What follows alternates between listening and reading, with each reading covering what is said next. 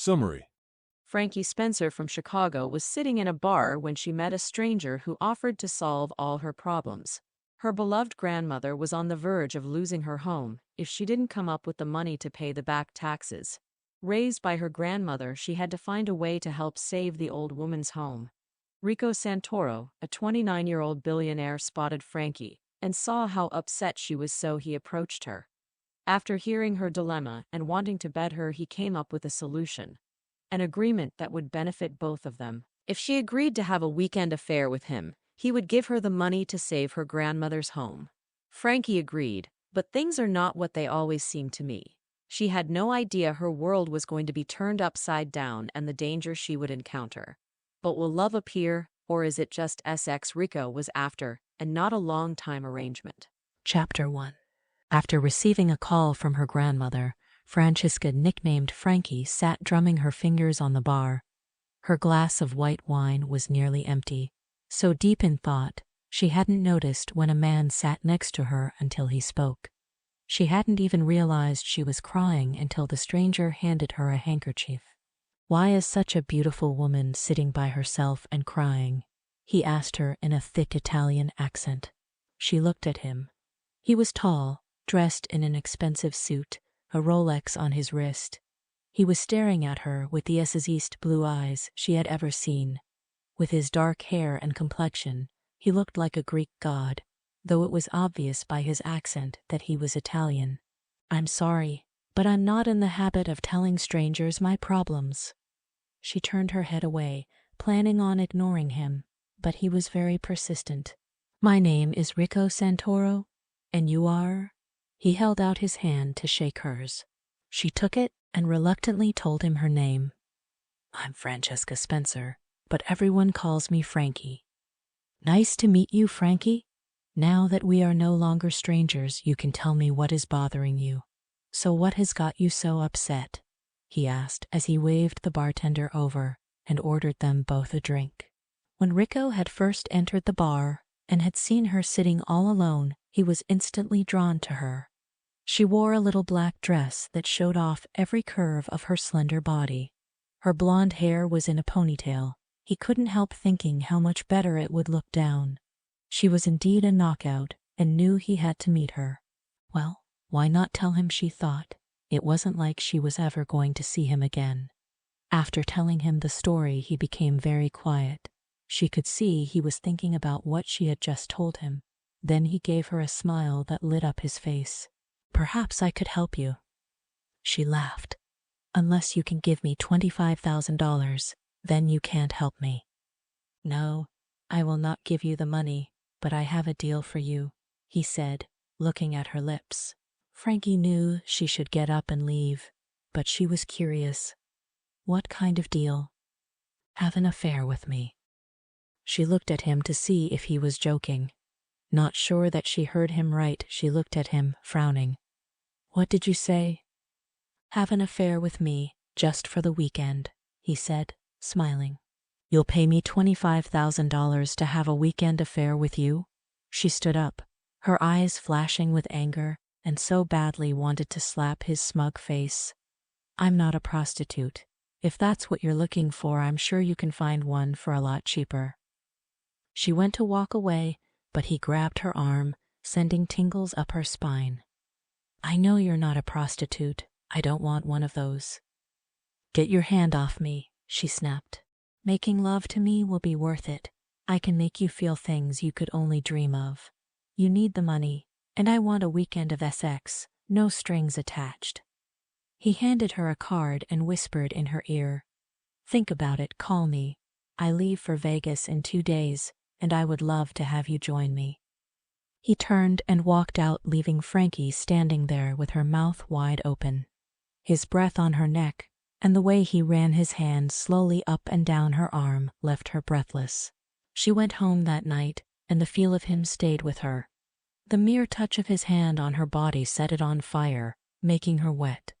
Embarrassed, she tossed the card on the kitchen table, stripped, and stepped into the shower. But she kept thinking of the stranger and what he was suggesting. Could she really do something like that? There was no doubt in her mind that sex with him would be amazing. It was just a feeling she had. The next morning, she called her grandmother to see how she was doing. She tried putting up a brave front, but Frankie knew from her voice that she was worried. If the money for the back taxes that her grandfather neglected to pay for years wasn't paid in the next few days, the house would be taken. Frankie could not let that happen, not after everything her grandmother had done for her. So she made the decision to call Mr. Santoro. Mr. Santoro. I've made up my mind, I'll do it. But before we go, I must have the money in my grandmother's account right away. Consider it taken care of. I will pick you up Friday morning, say 8 o'clock. Her hand shook as she gave him her address. Now all she had to do was come up with a lie to tell her grandmother as to where the money came from. No way could she tell her the truth. It would break her grandmother's heart if she knew the truth. She knew that taking money for SX was wrong, making her a prostitute. But it wasn't like she was ever going to do it again, and it was to save her grandmother's home. Chapter 2. Her palms were sweaty, her heart pounded in her chest. It was almost 8 o'clock, and he would be here any minute to pick her up. She couldn't help wondering if she had made the biggest mistake of her life. What was she thinking, going away with a perfect stranger for a weekend of SX? My God, she didn't even know the man. What if he were a murderer, or married, or some kind of SX pervert? She jumped when there was a loud knock at the door and knew it was him. She walked slowly toward the door, hesitating before opening it, and then he knocked again, harder this time. Opening the door, all she could do was stand there frozen to the spot. When she said nothing, he walked right in, as if he owned the place. Are you ready to go, Frankie? He turned slowly, checking out what she was wearing. He was very pleased and gave her a big smile.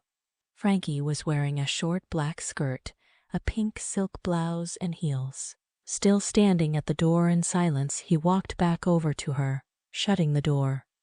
You look scared to death, are you? He asked. She shook her head. Yes.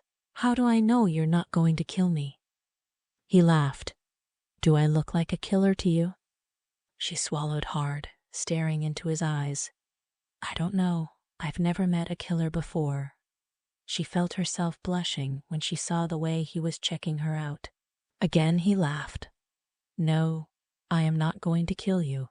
All I want is SX, a weekend of SX with a beautiful woman. What if it's no good? What if we don't click sexually? She was hoping he would agree and change his mind. She could always find another way to pay him back. Instead of answering, he grabbed her so swiftly she hadn't time to react. Putting her up against the wall, he pinned her hands above her head with one hand. His lips came down hard on hers. His tongue went inside her mouth, exploring, teasing. Still holding her hands above her, he used the other hand to go up inside the short skirt she wore and inside the silk panties. Rubbing gently, she felt when he slipped a finger inside, going in deep and moving it around, then in and out. She tried not to make a sound, but the way he was kissing her, and the way his finger played inside her, she couldn't stop the moan that escaped from deep down in her throat. Oh God, she felt herself getting wet and close to coming. When he stopped, pulling his finger out, she groaned from frustration, not wanting him to stop. It felt amazing, making her forget all about not wanting to go with him. Yet a part of her hated how she reacted to his touch, feeling cheap. Pulling away, he watched how her eyes were closed, lips parted, her breasts heaving rapidly up and down. Do you still wonder if we click sexually? She opened her eyes, her breathing finally getting back to normal. No, she said breathlessly. Rico almost lost control. One taste of her lips, and the feel of her aroused him. He had felt his erection growing, pressing against the zipper. If it weren't for the fact that a plane was waiting to fly them to Vegas, he would have taken her right away. Picking up her case, he held the door open for her. Let's go, shall we? Once they boarded the small plane he hired, he offered her a drink. No, it's too early to drink, she answered. He chuckled. Yes, I know. I was thinking more along the line of coffee, or tea perhaps. Frankie was still trying to settle her nerves from earlier, and now she really felt foolish. "Tea, please. 1 sugar, no milk." "Do not be nervous, Frankie. I will not hurt you. But so you know, I will use your body all weekend. I promise I will give you great pleasure, and I expect you to do the same for me." "I won't do anything perverted. I'm not into spanking or any kind of physical beatings," she told him with a stern look plastered on her face. "That's fine. Just give me good sex and lots of it, and we'll get along," he said, letting his eyes take in her body. Getting up, he went and sat next to Frankie. Taking her face in his hand, he started kissing her. Putting a hand on her firm breast, his kiss deepened, and she started responding, deepening his excitement. Seeing they were alone, he laid her down, moving down to her neck. His lips moved down to the top of her breasts. She felt so warm and soft. He could hear her heavy breathing, and when she moaned it sounded like a cat purring. When he heard the pilot announcing their arrival in Vegas, he stood up, straightening his suit. He then helped her up and watched as she pulled her skirt down and adjusted her top. She was beautiful, but she did look so sad, and it almost made him change his mind about making her have sex with him. Well, it wasn't like he was forcing her to do it. She agreed for a price. "You look sad. Did I hurt you?" he asked. "No, it's not that. I don't make a habit of making out with someone I don't know, and I feel kind of cheap." She looked away, avoiding his eyes. Putting his hands on her face, he gave her a smile. "Do not feel that way. You are not cheap. I know you are a good girl, but there is no denying that we have chemistry, and I know that sex between us will be amazing." He then gave her a tender kiss, holding her close. Once they got to their room, she walked around, amazed at how gorgeous it was. There was a great view of the city from the balcony. Coming back into the room, she saw Rico undressing, and she started trembling. She wasn't expecting to get right down to it so soon. He smiled at her. "Tell me, Frankie, are you on birth control?" She swallowed hard. "Yes," she answered. "That's good. I won't have to wear a condom then. I always use them, but I'll not with you. I hate wearing them. They spoil the mood, and I want to enjoy every feeling I will get with you." With his shirt off, and she saw how muscular Rico was, her body reacted. The throbbing deep down was so intense, and she could feel her panties getting damp. She wasn't sure what to do. Should she wait for him to undress her, or should she start? She didn't have to wait long to find out. "Are you going to undress, or do you want me to do it for you?" he asked as he unzipped his pants and pulled them off. When she didn't answer, he walked over, turning her around, kissed the back of her neck as he undid the zipper on her skirt. Letting it fall to the floor, he pulled her top over her head. Then he unclasped her bra, sliding it off and tossing it to the floor. Turning her back around, he looked at her breasts. A smile spread across his face. "Do you have any idea how beautiful you are? Come, kiss me," he ordered her. Moving in closer, she began to tremble as she put her arms around his neck, lifting her head up to kiss him. Stopping, she looked up at him. His green eyes stared into hers. "I don't think I can do this," she cried out and removed her arms from his neck. "Yes, you can," he said as he cupped her breasts in his hands. Bending over, he took one in his mouth, sucking and feeling the nipple harden, hearing a moan escape her lips. Yes, he had no doubt that she could and would go through with their little arrangement. He always had a way with the women, and she was no different from them. Then he picked her up and laid her down on the bed. He let his lips travel down until he reached her thighs.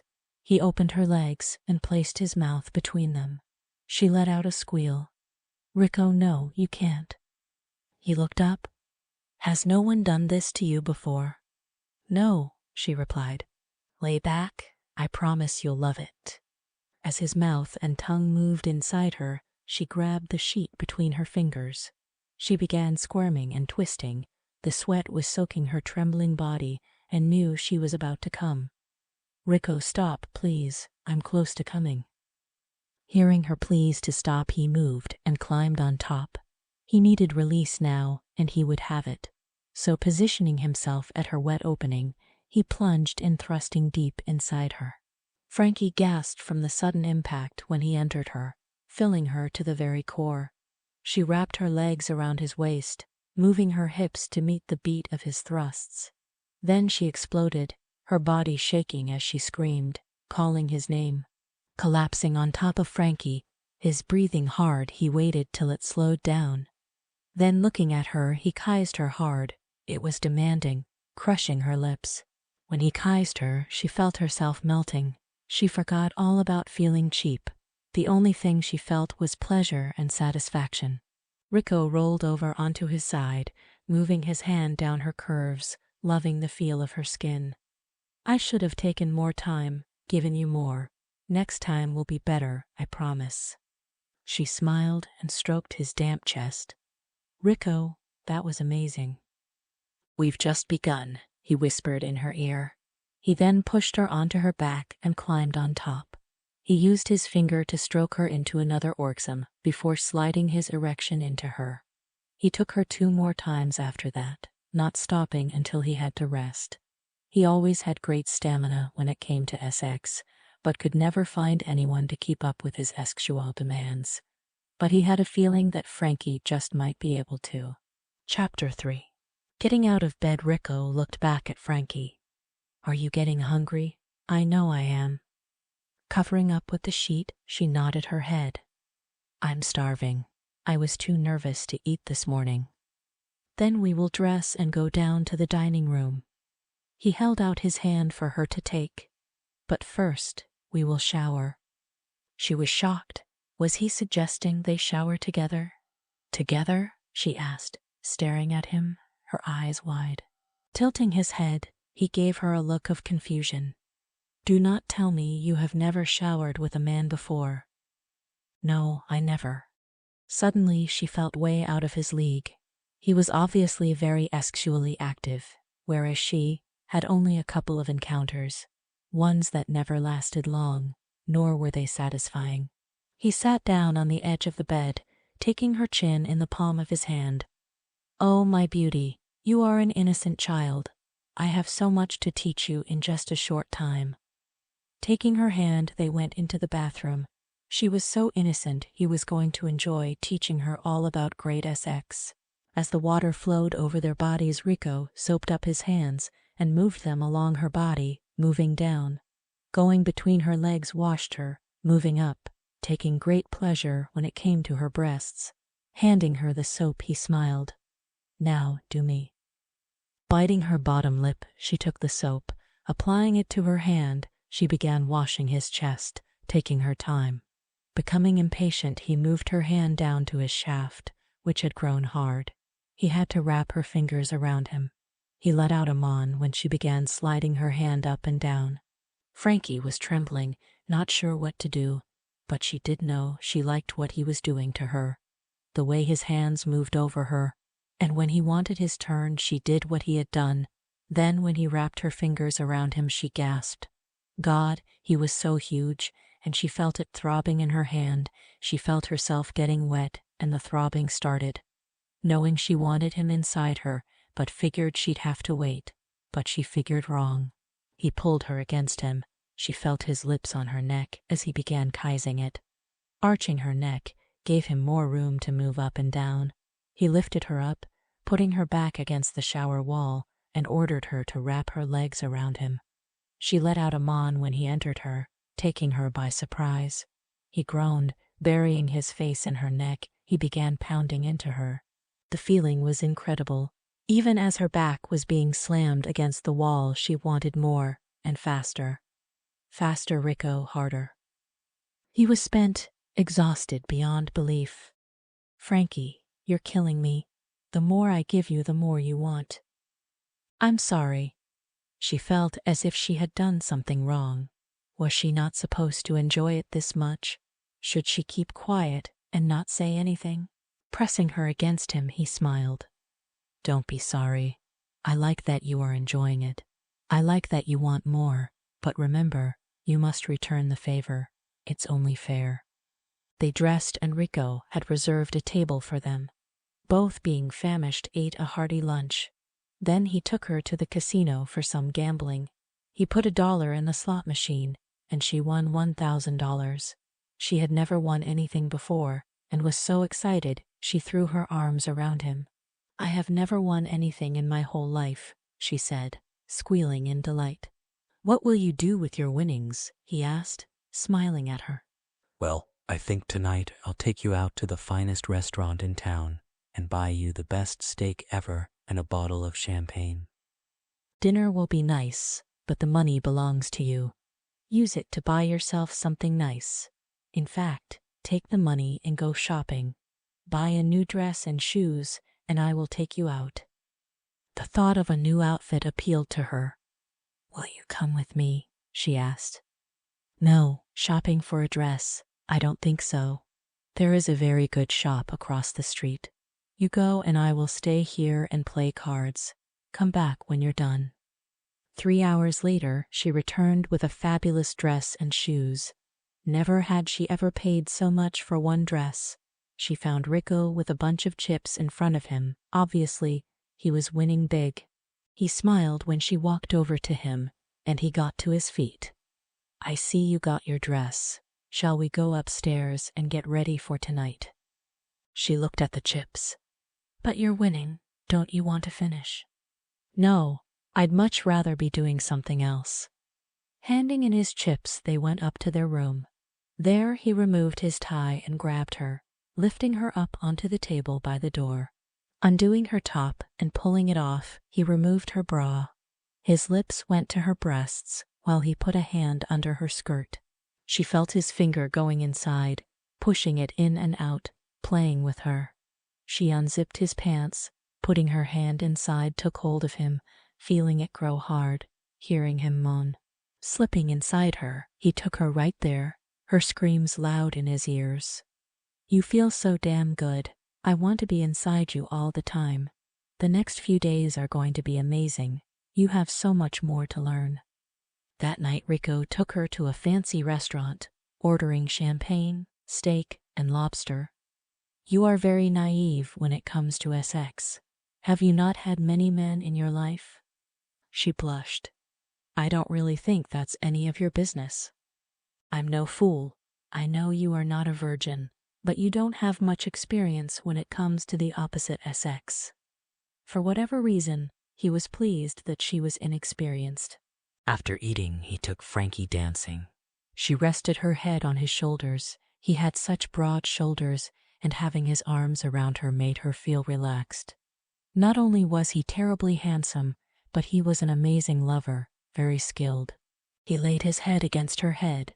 Her hair smelled like strawberries. Her small frame fit right into his arms. In just 24 hours, he found that he was enjoying her company. She was sweet and had a great personality. It might prove hard to walk away when the weekend was over. For sure he would miss the sex. Stopping in the middle of a dance, putting his lips on hers, he held her tight, feeling the beating of her heart.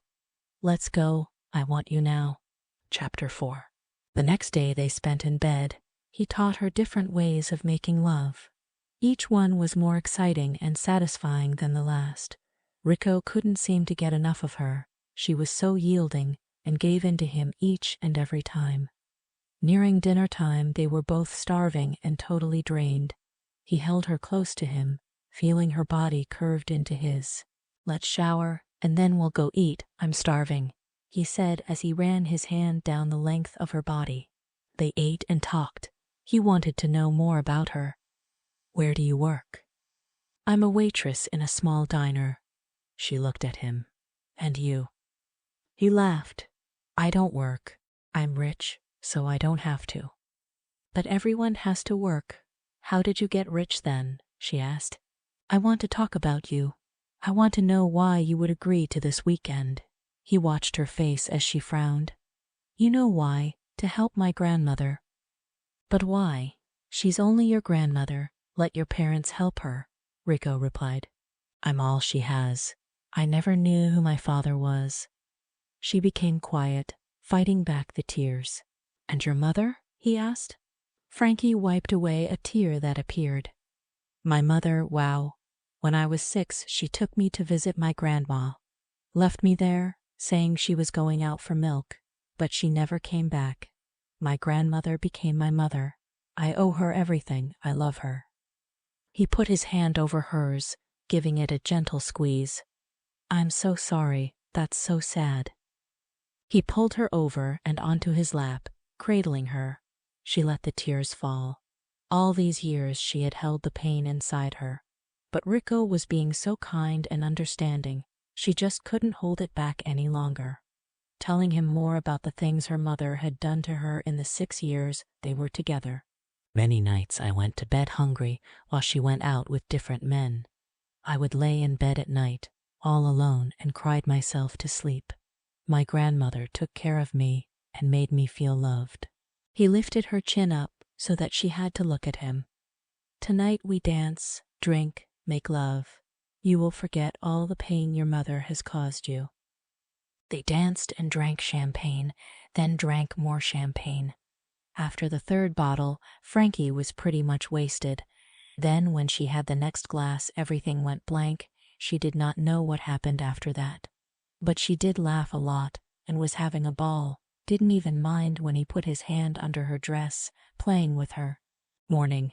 Waking up, her mouth was dry, head was pounding. She was naked under the covers, and Rico was asleep next to her. She had no recollection of how she got back to the room or what happened. Looking down at her hand, she gasped and sat up, pulling the sheet over her breasts. There on her ring finger was a wedding band. "No, no," she kept repeating, waking Rico up. "Good morning, Mrs. Santoro," Rico said as he tried to pull her close. She brushed him off. "Oh my God, what did we do? We can't be married." Rico sat up, brushing her hair away from her face. "Oh, but we are. We are husband and wife. You belong to me. No one else will ever touch you." She stared at him in horror. "I don't remember getting married. God, Rico, I was drunk. How could you let this happen? I asked you if you would marry me, and you said yes. It's that simple." "No, it's not. Damn it, Rico. The deal was for a weekend of sex, not marriage." "Why?" she asked. "Maybe I want more than a weekend. What better way of ensuring that than to make you my wife? Now come here and let me make love to my wife." When he reached for her, she jumped out of bed. "No," she screamed at him. Getting out of bed, she threw on a robe and turned to him in anger. "You tricked me. You got me drunk. We're not staying married. We have to get a divorce." Rico sat back in bed, a smug look plastered on his face. "I'm afraid not, my love. We will remain married till death do us part. Now get back to bed so I can make love to you." "You're mad, Rico. If you think I'm going to stay married, you're crazy. As for sex, forget it. I'll never let you touch me again. The weekend's over." Rico got out of bed and walked naked towards her and grabbed her arm, pulling her roughly into him. She struggled to break free, but he held her tight. He was clearly angry, and he glared down at her. Suddenly she felt fear. He was scaring her. This was a side of him she hadn't seen till now. "Listen to me. I will tell you this once. You are my wife and shall remain so. As my wife, we will have sex, and you'll love it, crave it. You already love it too much to stop. You like how I touch you, and the way I make you feel." She was trembling from fear as well as excitement. It was true, she did like it, and he had a way of making her want it. But we don't know each other, and you're scaring me." He stroked her cheek tenderly. "I don't want you to be afraid of me, but if you don't agree to be with me, I will make it so that your precious grandmother loses her home." "You can't do that," she cried. "I'm a billionaire. I can make it happen." "You're a monster. I hate you. I thought you were a kind, gentle man, but you're not. You are cruel and evil." Rico released her and stood back. "I'm taking a shower, then we'll head back to Chicago and pick up your belongings to take back to my home. Care to join me in the shower?" She gave him a dirty look. There was no way she was going to let him touch her ever again. At least that's what she told herself. Sitting on the bed, she began shaking. What had she gotten herself into? Was there any way out of this nightmare? Well, are you going to join me? She looked at him with contempt and snapped in a very loud voice, "You can go to hell." When all he did was chuckle, she picked up a pillow and threw it at him, hitting him in the chest. Again he chuckled as he headed to the bathroom, making her even angrier. Chapter 5. Frankie couldn't help but be afraid. She was married to a man she had just met. What was supposed to be a weekend affair turned into a marriage, one she did not want, and he refused to let her go, using the threat of taking her grandmother's home away. What did she know about Rico? Nothing except that he was Italian and a billionaire. How he made his money she had no idea. The truth was that was all she knew about her new husband. So how was she to explain her marriage to her grandmother? Rico took her hand to get her attention, giving it a kiss. "What are you thinking about?" "How I'm going to explain you to my grandmother, and also that I know nothing about you." "Why do you insist on keeping me as your wife?" she asked as she pulled her hand out of his. He sighed in frustration. "Why must we go through this again? I told you I want you for myself. I will not allow you to be touched by another man." She scowled at him. "That is no reason to marry someone. It's as good as any. But I suppose you are one of those who believe in love and marriage.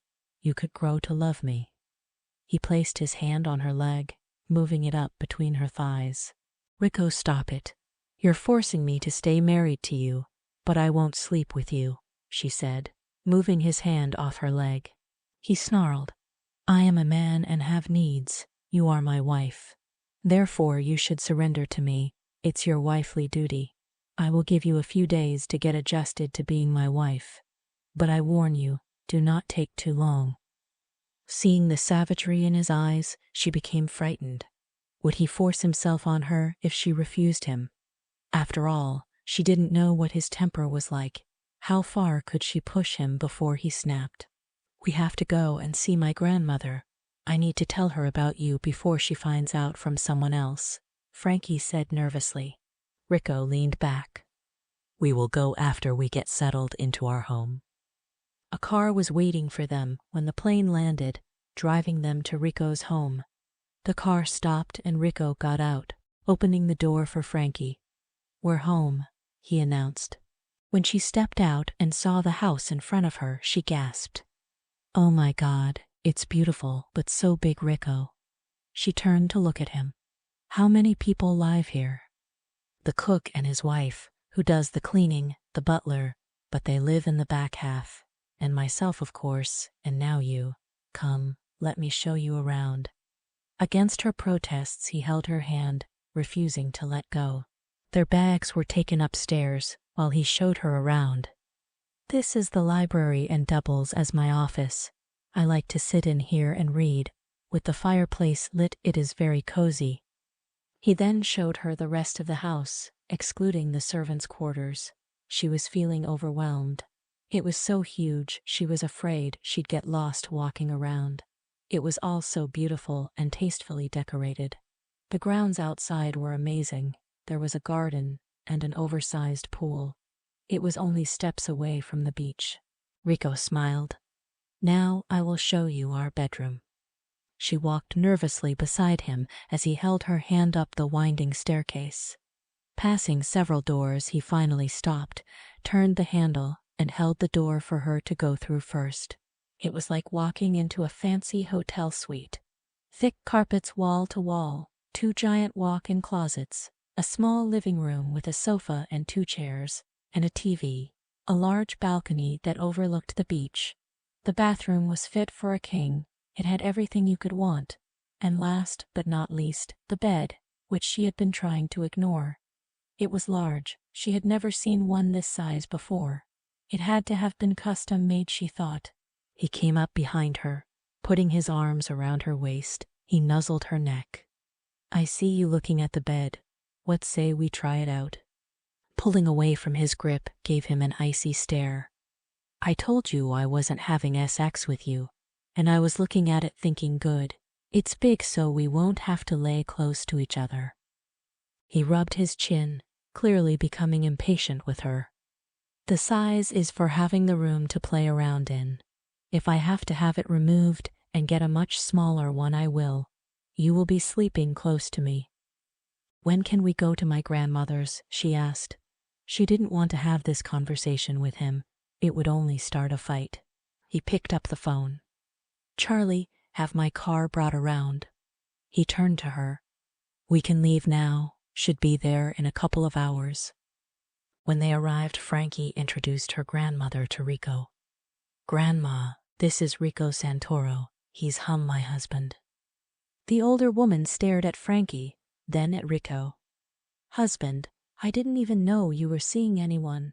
How could you get married without telling me?" Seeing Frankie's discomfort, he jumped in on the conversation. "Don't be angry with Frankie, Mrs. Spencer. I'm afraid it's all my fault. I swept her off her feet and whisked her away.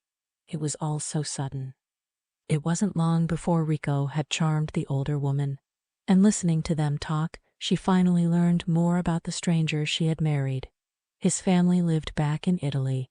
His mother passed away several years back. He had an older sister and a younger brother who still lived with their father. His family owned a wine business, the largest in the world, making them very rich. Rico also had invested part of his share of wealth in real estate and various other investments. Mrs. Spencer insisted they stay for dinner. While the women cooked, Rico walked outside, looking around. Coming back in, he noticed the railing was loose. "Mrs. Spencer, the railing on your front porch is very loose and could be dangerous." "Yes, dear, I've been meaning to get that fixed."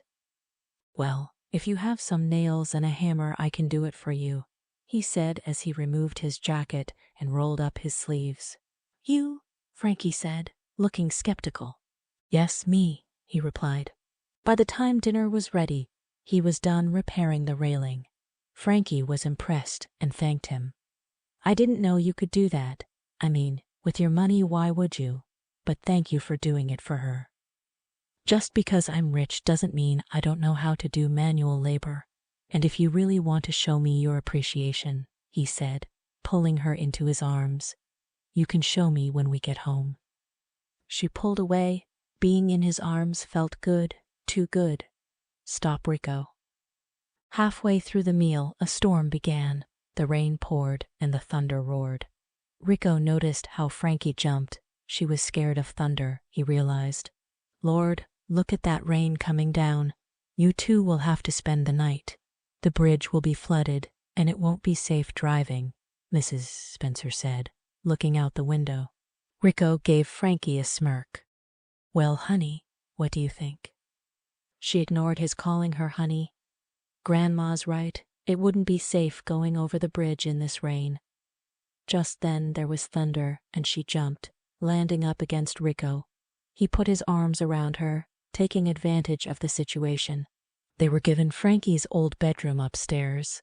Mrs. Spencer slept downstairs, due to the fact that walking up and down stairs was too hard for her.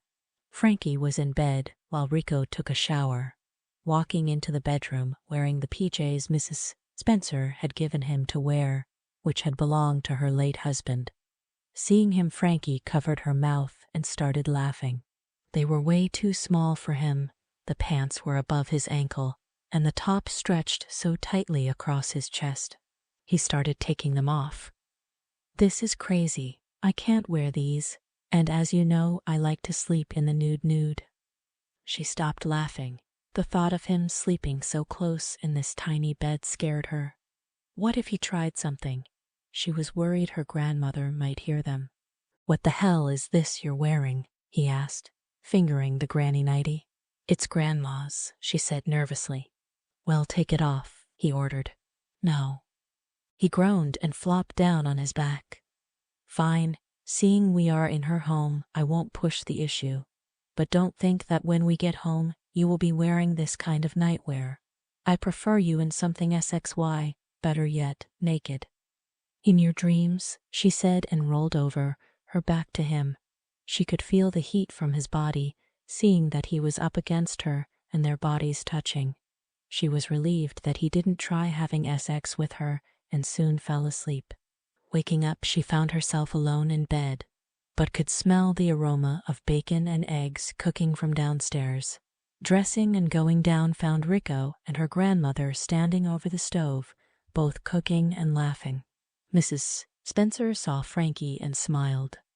"Good, you're awake, dear. Rico was showing me how to make eggs Benedict. Try some." Frankie sat down, sipping on her coffee. "What? You can cook too?" she asked Rico. He smiled as he placed a plate in front of her. "Yup," he answered. During the meal, Rico charmed the older woman. It was clear that her grandmother liked him. After all the hugs and kisses, they drove off, heading back to the city. Reality hit her like a wrecking ball. She was on her way to her new home with a man she had married after only knowing him for a few days. Chapter 6. When they got back to the city, instead of driving home, Rico stopped at a women's clothing store. Not just any clothing store, but one of the most expensive ones around. "Why are we stopping here?" she asked, looking at him. "You need new things to wear. We will be going to parties, ballet. Can't have my wife wearing cheap clothes from bargain stores." Frankie was insulted by this remark. It was not as if her clothes were rags. "There's nothing wrong with what I wear. You are the wife of a billionaire. You must dress the part." He saw the hurt on her face and felt bad. It wasn't his intention to make her feel bad. "What I meant was, I want to give you nice things. I love what you wear, and what woman wouldn't love shopping for a new wardrobe?" Frankie tried on so many outfits, it was making her head spin, and she was feeling exhausted. Seeing how weary she was becoming, he suggested they call it a day. "Okay, let's go get some dinner, but first I want to make one more stop." He paid for all the items and told them to deliver everything to his home. They walked into a lingerie shop. She blushed when he picked up several different SXY bras and panties. He also picked out some very revealing nightgowns, most see-through. She might as well not be wearing anything at all. "Why are you buying those?" She pointed to the pile of nighties on the counter. Giving her a sly smile, answered, "For insurance." Insurance for what? Was she really this naive, he wondered. "So that you won't wear those ridiculous granny nighties." After a delicious meal, they headed home. She was in bed when he came out of the shower, still damp. His chest glistened. A feeling of desire raced through her. He was so handsome, his dark hair still damp. A drop of water dripped from his hair down a toned and muscular chest. He dropped the towel that was around his waist, and she quickly looked away. He had nothing on underneath. Seeing how she blushed, he smiled and climbed into bed. "Do not be shy. I am after all your husband, and you have seen me before. Can't you at least wear pants to bed?" "No, now come here and kiss me," he said as he reached out to pull her close. But she moved away, to the far side of the bed. He chuckled. "So you want to play games?" Moving over, he grabbed her, getting on top and pinning her down. "You can't get away. No matter how big this bed is, I will catch you." "Get off me," she yelled. Then she pushed with all her might, and seeing they were at the edge, he rolled off and onto the floor, crying out in pain. "Oh my God, Rico, are you okay?" she cried out. When she heard no reply and saw his eyes were closed, she jumped off the bed. Going to his side, she leaned over, touching him. "Rico, I'm so sorry. Wake up," she sniffed. She then felt herself being pulled down on top of him. He wrapped his arms around her in a tight grip and stared into her frightened eyes. "You pig," she screamed. "You tricked me. I thought you were hurt. If you won't let me come to you, then I'll make you come to me." One arm holding her, and the other moved up her leg and under the nightgown. She began moaning when he stuck a finger inside, stroking, feeling the wetness. Rolling her onto her back, he climbed on top, kissing her neck as his fingers worked their magic on her. Breathing heavily, she raised her hips, moving to the rhythm of his strokes. He thrust harder in and out, going deeper. "Do you like it?" he asked her hoarsely. "Yes," she moaned loudly. She knew she was close to coming. This feeling was amazing. Her eyes rolled back, her body jerked and shook, and she screamed out, calling his name as she came. Pulling out, he smiled at her. How he loved the way Frankie's body responded to his touch. Grabbing her face, he kissed her, savagely devouring her lips as he felt his own desire building. Spreading her legs, he got in between, and with a hard thrust entered her, hearing her moan in pleasure. Hovering over her, he moved up, pulling out till only the tip was at the opening of her womanly folds. Then he pushed in, going deep, loving her squeals. He kept this up till he heard her cry out, "Rico, oh God, Rico, take me now before I go mad." She twisted and squirmed frantically beneath him. He was so close he couldn't wait any longer. Going faster and harder, he came, exploding. He trembled, his body shaking as he collapsed on top of her. Both were soaked with sweat. Laying on the floor, he raised himself up on his hands, smiling down at her. "Now there will be no more games, no more saying you won't have sex with me. Is that clear?" Her breasts were heaving rapidly up and down as she tried to catch her breath. Not being able to speak, she smiled and nodded her head, letting him know she was in agreement. Picking her up, he laid her down on the bed, smiling. "That's my girl.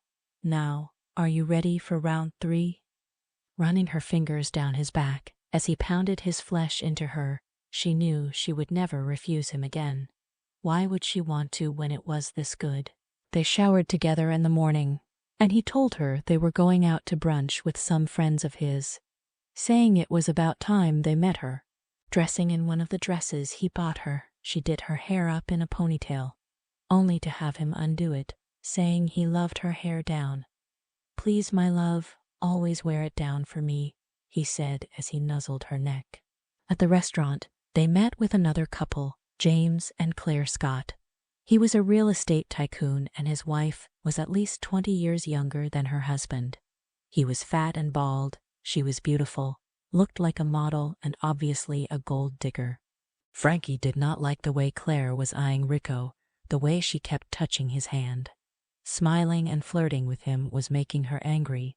Claire's husband seemed not to notice, or maybe he didn't care. The fact that Rico was just as friendly with Claire did not sit well with Frankie. Having seen and heard enough, she tossed her napkin down, excusing herself, and left the table.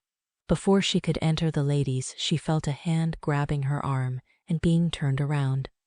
"Frankie, why did you get up and leave in such a huff?" She glared at him, her anger making her lash out. "I wasn't going to sit there and listen to you and that bitch flirt with each other. Christ, I'm sitting right there next to you. Are you jealous, Frankie?" Yanking her arm away from his grip, she snapped, "Oh, get over yourself." Taking a hold of her again, pulled her into the ladies' room and locked the door. Pulling her into his arms, kissed her and leaned her up against the door. "You have no reason to be jealous. There is nothing going on between me and Claire. You are my wife. I will never be unfaithful to you." She gasped when he picked her up and placed her on the counter. He pulled her dress above her hips, pulling down the silk panties she wore. "Rico, no, not here."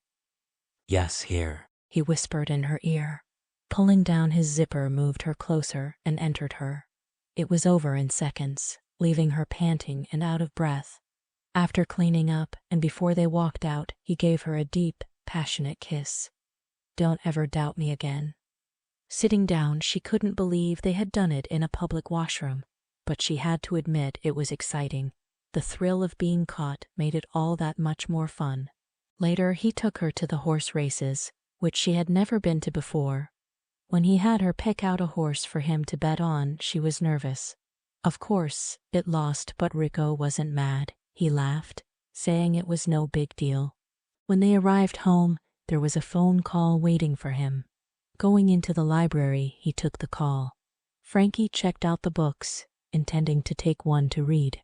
She could hear Rico yelling into the phone. Whoever was talking to him made him very angry.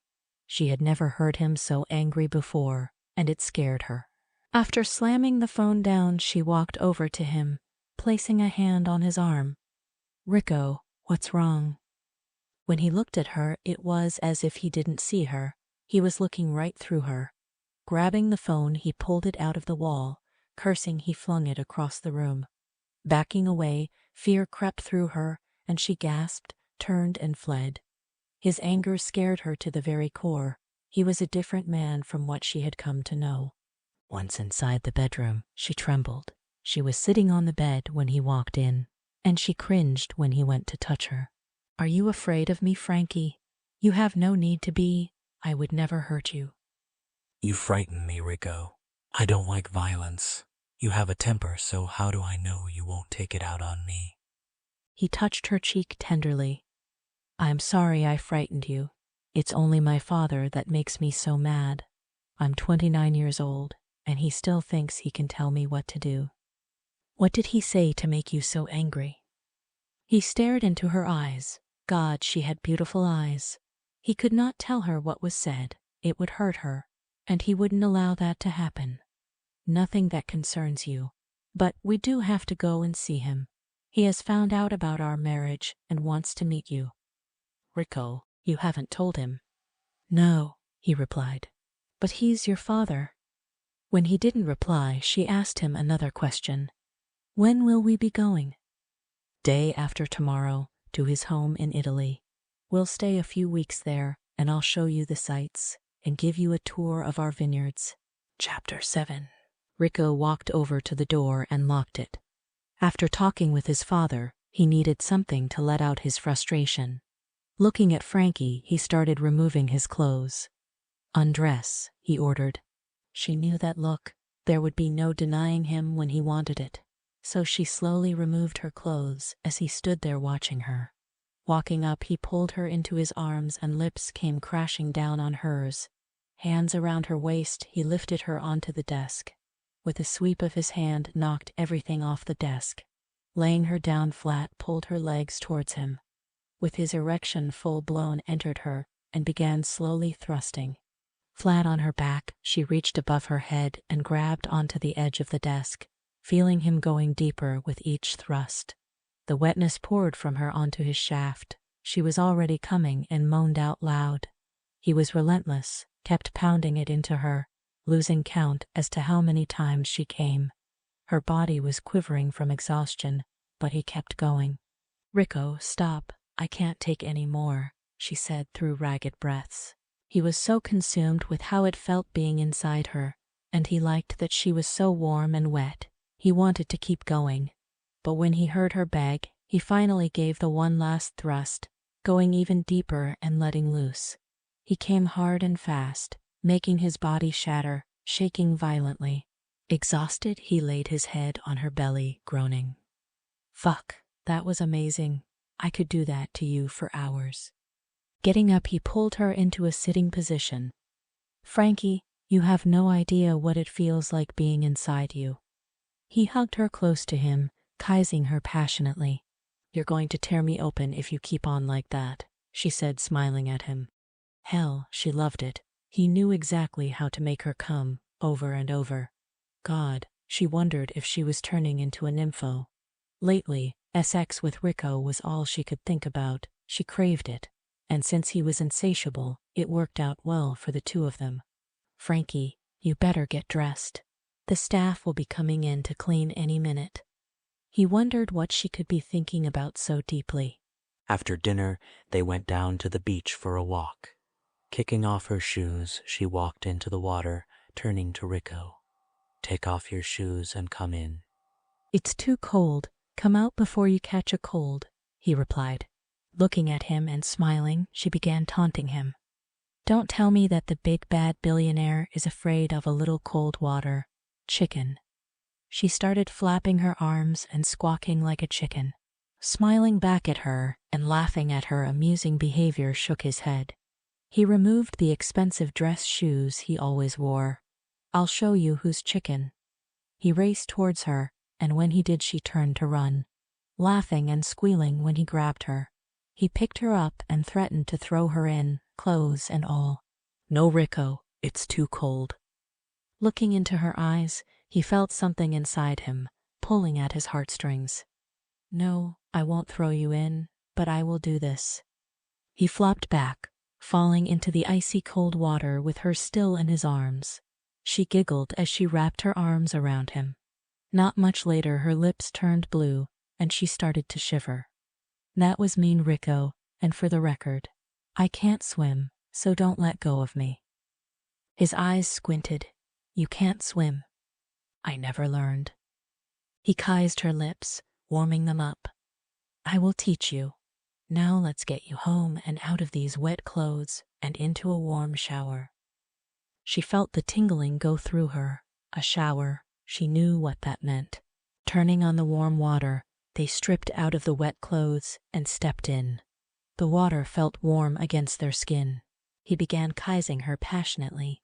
Then he turned her around. Spreading her legs, he was about to enter her when she stopped him. "Rico, what are you doing?" She sounded scared. "Don't tell me you've never been made love to this way." Whimpering, she shook her head. His arms were around her waist from behind. "Trust me, you will love it, but you must relax or it could hurt, especially the first time. Close your eyes and relax. Do you trust me?" Looking over her shoulder at him, she whispered the word yes. With her eyes closed, she let him use his fingers to pleasure her. She was already wet, and when he slipped inside her, she felt the pressure of his throbbing erection and moaned loudly as he moved slowly in and out. A second of pain was worth what she soon felt. It really wasn't pain, more like the fear of the unknown. The feel of his hands on her hips as he pounded away sent her into a frenzy of sexual desire, sticking her bum out further and screaming at the pleasure she was feeling. When he was done, he turned her around. He put her up against the wall, crushing her lips with his. He couldn't help moaning and groaning as he devoured her mouth with his. "Damn, you are so tight, and you feel amazing. God, I can't get enough of you. But you, my dear, have worn me out. Let's go to bed and get some sleep. Tomorrow we must prepare for our visit with my family." She slept with her head on his chest. He watched as she slept, her exposed breasts rising and falling with every breath she took. She was beautiful, in bed as well as out, and he knew that he was falling for her. H wondered if there was a chance that she might fall in love with him, but he doubted it. After all, he tricked her into marrying him, and if she ever found out the real reason, she would hate him. She must never find out, and he would do whatever he had to in order to make sure she didn't. Chapter 8. Boarding the plane, they were taken to their seats in first class. He could afford to buy his own plane, but didn't feel the need for it. Frankie had never been in first class and was amazed at how luxurious it was. She accepted the glass of champagne she was offered, and taking a sip, she giggled. "That tickled my nose," she told Rico when she saw him watching her. Rico got a kick out of her childlike behavior, the way she got excited over every new thing she experienced. When she excused herself to use the restroom, he waited for a couple of minutes and then followed her in. "Rico, what are you doing in here?" She turned to him and saw that look in his eyes, and she knew. "No, not here." His smile was devilish. "Oh yeah, here." Leaning over and putting his mouth on her neck, started sucking, letting one hand move slowly up her leg, pulling down the panties. He hissed quietly in her ear. "Damn panties, I think from now on you shouldn't wear any." A finger entered her, and she muffled a scream. The way he moved inside was getting her hot, and when he told her to turn around and bend over, she obeyed. She heard the sound of his zipper being pulled down, and then he slowly entered her, and when she went to scream, he covered her mouth. "SHH," he whispered, "or someone will hear us." Letting go of her mouth, he grabbed her hips and started moving faster inside her. She felt his cock throbbing inside her, getting harder as he went deeper. Moaning quietly, she could hear him breathing heavily, heard him groan with pleasure when he came. He continued until she too came. When he was done, he pulled out and turned her around, and his lips came down hard on her lips, devouring them. "I love being inside you." After cleaning up, she walked out first, her cheeks flushed, heart racing. Her inner core started throbbing again. Oh God, she thought, I want him again. She was so horny, couldn't get enough of him. Returning to his seat, he smiled when he saw the look on her face. You want more, my love? He asked. Not waiting for an answer, pulled a blanket over them and turned to her. His hand went down between her thighs and inside her panties. She looked at him, terrified that they would get caught, but he shushed her and continued. Closing her eyes, she moaned softly. Leaving the plane, she felt embarrassed about allowing him to do what he had done, right there in the seat, with people all around them. But all the same, she liked it. A car was at the airport to pick them up. The closer they got to Rico's father's home, the more distant he became, barely talking to her. Her eyes widened in bewilderment. This was no ordinary home. It was a castle with an extremely long driveway. The car stopped and 2 servants came from inside and carried the luggage. Rico held her arm as they walked inside. The one servant turned to another man who appeared and gave orders to take the luggage to their rooms. Rico stopped him. Wait, what do you mean rooms? He demanded. Your father has assigned the guest room in the west wing for Mrs. Santoro. Frankie looked sharply at Rico. Was she to be in a separate room from her husband? Relief washed over her when he spoke. You will take her bags to my room. Is that understood? But sir, your father will be angry with me if I do not follow his orders. I don't give a damn what he says. Frankie placed her hand on his arm, calming him down. He turned to the frightened man before him. I will speak with my father. You won't be in any trouble. Now have all our bags brought to my room. The man bowed to Rico. As you wish. Your presence is expected in the den. Taking her hand, Rico led her into the den. 3 sets of eyes turned to them. One belonged to a younger version of Rico, and another was from a woman whose eyes seemed blank when she looked back at Frankie. But the scariest eyes of all came from the older man, whose eyes blazed angrily into hers, sending a cold chill throughout her entire being. Rico spoke first. Frankie, meet my younger brother Bernardo. Bernardo took Frankie's hand and kissed the back of it. So nice to meet you. He looked at Rico. You did well with this one, brother. Ignoring his brother, he turned to the woman. This is my older sister, Adriana. Adriana's eyes swept over Frankie, and when their eyes met, Frankie felt that cold chill sweep through her. The woman's eyes were cold, dark, and evil. Nice to meet you, she said, shaking Frankie's hand.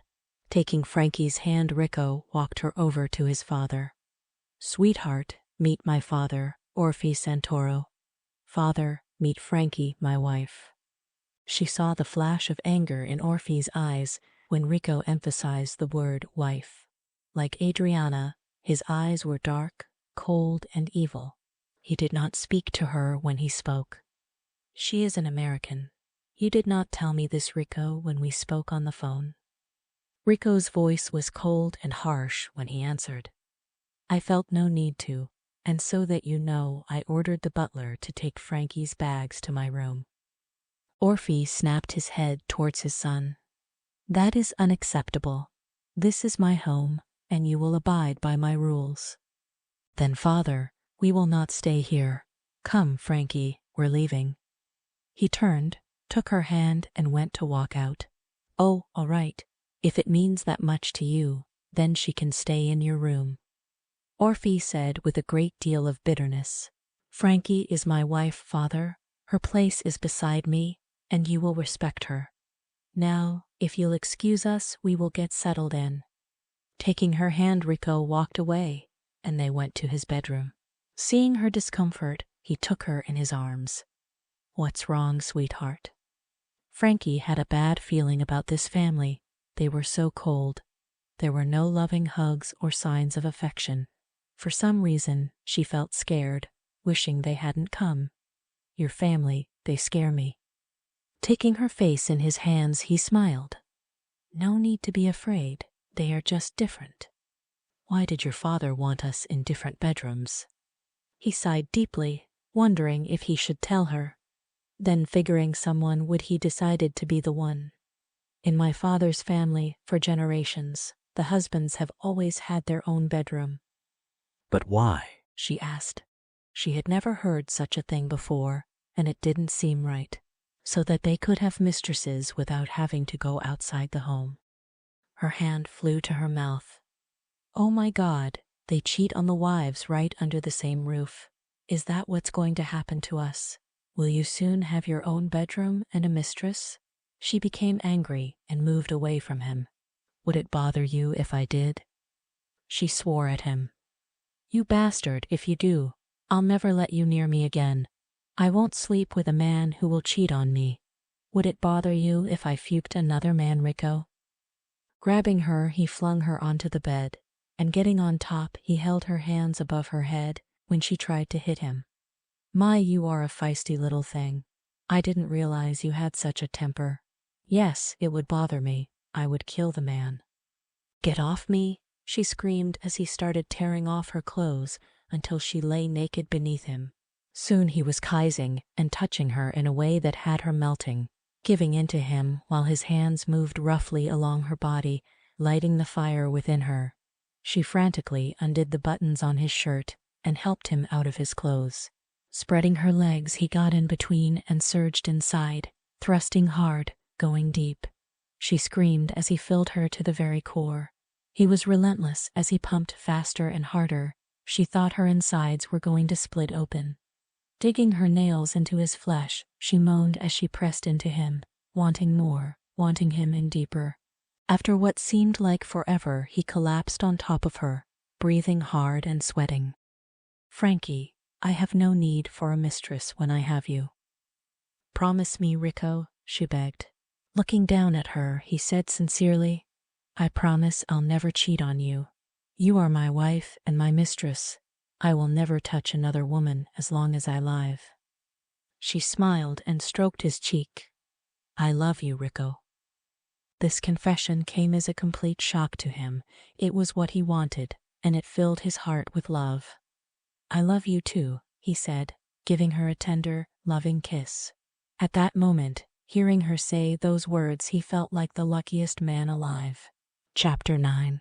Oh, 𝑬𝒂𝒏, do you really love me? Tears rolled down her cheek. She wasn't sure when it was that she had fallen in love with him. All she knew was this man had become her life. Frankie, I love you with all my heart. You excite and thrill me like no other. He moved his mouth down her body, stopping to nibble on her breast. A hand moved lower, feeling the wetness between her legs, and he groaned. You are ready for me once again. Lowering himself inside her, he could feel how her muscles clenched around his shaft, squeezing, making him moan in pleasure. Oh yes, baby, that feels good. He loved how in the short time they've been together, she was becoming skilled in the art of making love. 𝑬𝒂𝒏 moved fast inside her, making her call out his name as she wrapped her legs around his waist. After they were done, he laid on top of her, exhausted, kissing her neck. Frankie moaned, moving her head from side to side with a smile on her face. Then she opened her eyes and stiffening, she cried out, Oh my God, 𝑬𝒂𝒏, someone is in here. Lifting his head, he looked towards the door and saw his brother. Get the fuck out of here, 𝑏𝒍𝒏, he yelled and covered Frankie with his body the best he could. Father sent me to tell you dinner will be served at 7 sharp. Turning, he then left the room. Looking down at Frankie, he saw how distraught she was and got off her. Baby, I'm so sorry about that. She was appalled when she saw 𝑏𝒍𝒏 leaning against the door, hands in his pockets, watching them. 𝑬𝒂𝒏, he watched us make love. She began to sob. No, I'm sure he had just gotten here. He saw nothing. He saw me naked, and he must have been watching us having sex. I will talk to him and find out how long he was here. I promise it will never happen again. Now we better get dressed for dinner. Dinner? How am I supposed to sit across from him after what just happened? It took some convincing, but she finally agreed to go down and dine with the others. Upon arriving, 𝑬𝒂𝒏 rushed over to his brother and pulled him up by the scruff of his collar. Don't you ever enter my room again without knocking. Do I make myself clear? Holding his hands up, he backed away. Sorry, brother. I knocked, but I guess you didn't hear me. I swear I didn't see anything. Rico, barked Orphe, stop making a scene and sit down. Frankie was then introduced to Adriana's husband, Frank. She glanced over at Bernardo, who was grinning at her. She knew he was lying to Rico about what he had seen, so she avoided him.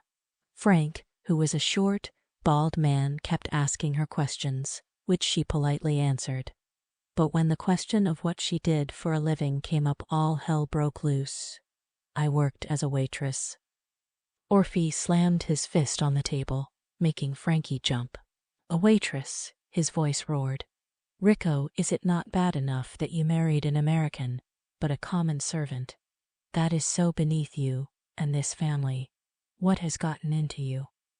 Enough, father, Rico snapped. How can you embarrass me like this? What will people think when they hear my eldest son married common trash? Both men stood up, facing one another, yelling until Adriana stood. Father, it will all be all right. Now sit. Let's have dessert. The two men sat, but not before Orphe gave Frankie a look of disgust. She felt the tears welling up in her eyes and wanted to leave. But when Rico squeezed her hand gently under the table and smiled at her, she decided to sit it out. When dessert was served, it was a homemade pudding containing nuts. She was allergic to nuts and turned it down. Have a piece, Frankie.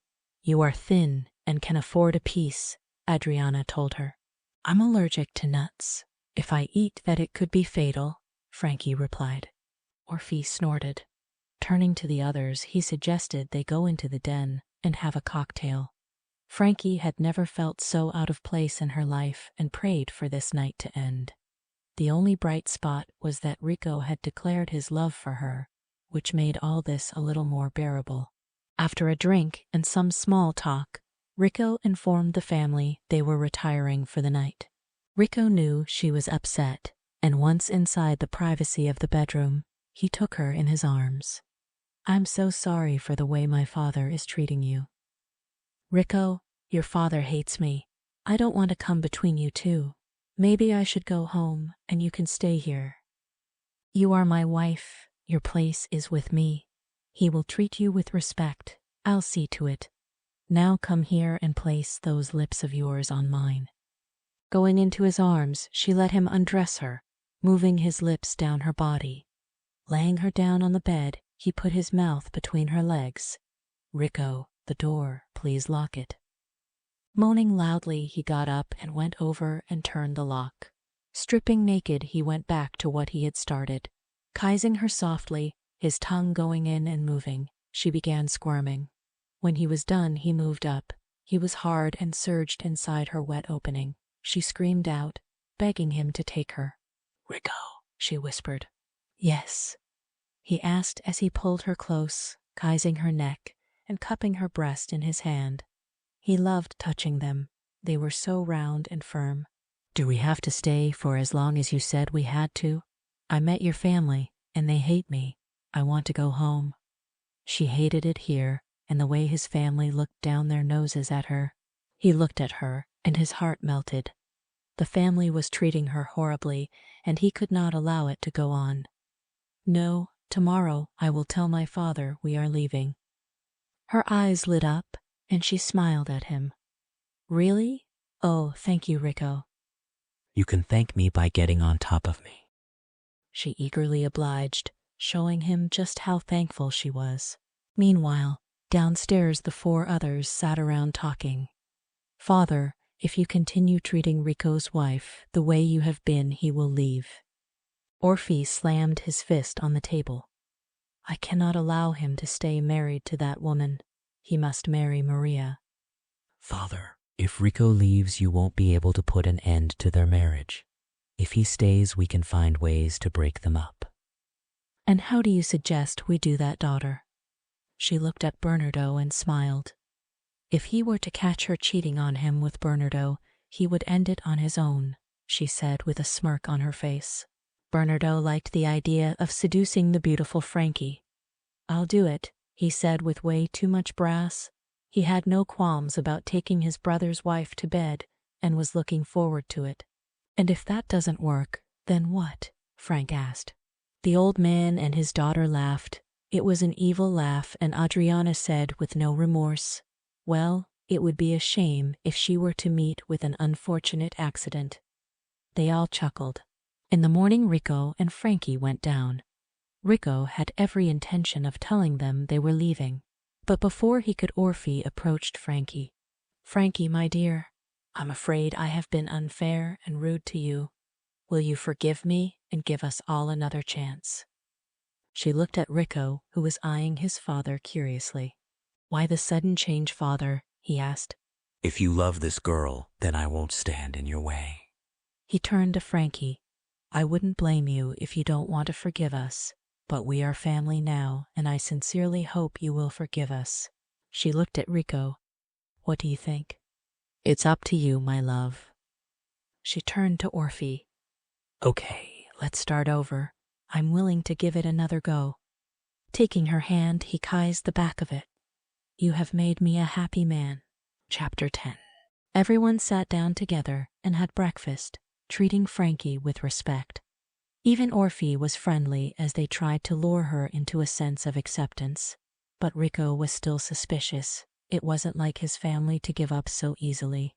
He wasn't sure if they were being sincere or not, but decided to give them the benefit of the doubt. Adriana turned to Frankie. "You and I should go shopping to find you the perfect dress for the ball." She then looked at Rico. "Brother dear, allow me to take her into town and give Frankie your credit card. I will help her pick out the perfect dress." "Sister dear," he said, matching her cold stare with one of his own. "No need. I will take her myself. But thanks for the offer." "Rico, I was hoping to borrow you for the day. I need your advice on some property I'm thinking of buying." Orphe piped up. "Father, you don't need me," he replied. "But I do, son. You are the expert in this field." He then looked over at Frankie. "Would you mind, my dear, if I borrow your husband for a few hours?" Frankie looked from Orphe to Rico. What was she to say? How could she say no after he was being so nice? Of course not. "I'd be happy to go with Adriana." "It's okay, Rico. Go with your father." Adriana glanced at Bernardo, giving him a sly smile. The plan was beginning to work. The next morning in their bedroom, Rico pulled her into his arms. "I will miss you, but I want you to have fun and pick out whatever you want when you go shopping. Though I do prefer you naked," he said as he kissed her neck, running his hand over her breasts, feeling them swell beneath her clothing. "Stop, Rico. I have to get ready to go, and so do you," she giggled. "We have time," he moaned. Picking her up, he laid her down on the bed, lifting her dress up and removing her panties. Hearing the sound of his zipper being pulled down, her desire grew, and she gasped when he entered her hard and fast. Still fully clothed from the waist up, he took her, filling her with his large shaft. Going deep, started moving faster. Hearing her scream thrilled him. The sound of Frankie's moans and screams always excited him beyond reason. When he was done, he hovered over her, smiling as he looked down. "That was just a taste of what's to come when we are together again." Resting her hand on his chest as he stayed inside her, she felt him getting hard again. "I think I need another taste before I go," she said seductively. "Well, what the lady wants, the lady shall get." An hour later, Rico was gone, and she and Adriana were getting ready to leave. But then her cell rang, and she went to answer it. "Oh dear, I'm so sorry, Frankie, but I forgot I have an appointment today, one I cannot miss. I feel so terrible and was so looking forward to our day together." "That's okay," Frankie said, giving her a smile. Little did she know that the call was a fake. "I know," Adriana said with excitement. "Bernardo can take you shopping." "I'd love to," he answered. "No, that's okay. We can go another day," Frankie exclaimed. "Don't be silly. Bernardo would love to, wouldn't you, brother?" "It would be an honor," he replied. Frankie wasn't comfortable with the idea, but they wouldn't take no for an answer. He took her to the most expensive and posh ladies' clothing shop, and she tried on several dresses. Bernardo insisted she let him see everyone as she tried them on. He kept shaking his head to all of them till she had the last one on. When Frankie walked out of the dressing room, he stood up. His heart started beating faster as he let his eyes sweep over her. The long strapless gown clung to her every curve. It was a beautiful cream color with a black accent and a slit up one side that showed off a long, slender leg. He couldn't help getting slightly aroused. "So what do you think? Will Rico like it?" Snapping out of his trance, he walked over to her and stood behind her. He placed his hands on her shoulders as they looked into the mirror. "You look stunning. If he doesn't like it, then the man is a fool." Frankie saw the way he was looking at her, and the way he ran his hands over her shoulders. She became nervous, moving away, looking flustered. "This is the dress I'm going to get." Bernardo smiled. "Great choice. And now you must pick out accessories to go along with it, shoes, handbag." He waited while she changed. When she had walked out wearing that gown, he felt his body coming alive. That gown, her long blonde hair hanging down, and her figure drove him crazy. He knew he had to have her. Rico would in time forgive him. After all, they were brothers and blood was thicker than water. They stopped for lunch, and he played the perfect host, ordering the meal, making her laugh with his jokes. He was more charming than he usually was, but he knew he couldn't rush her. It would take time.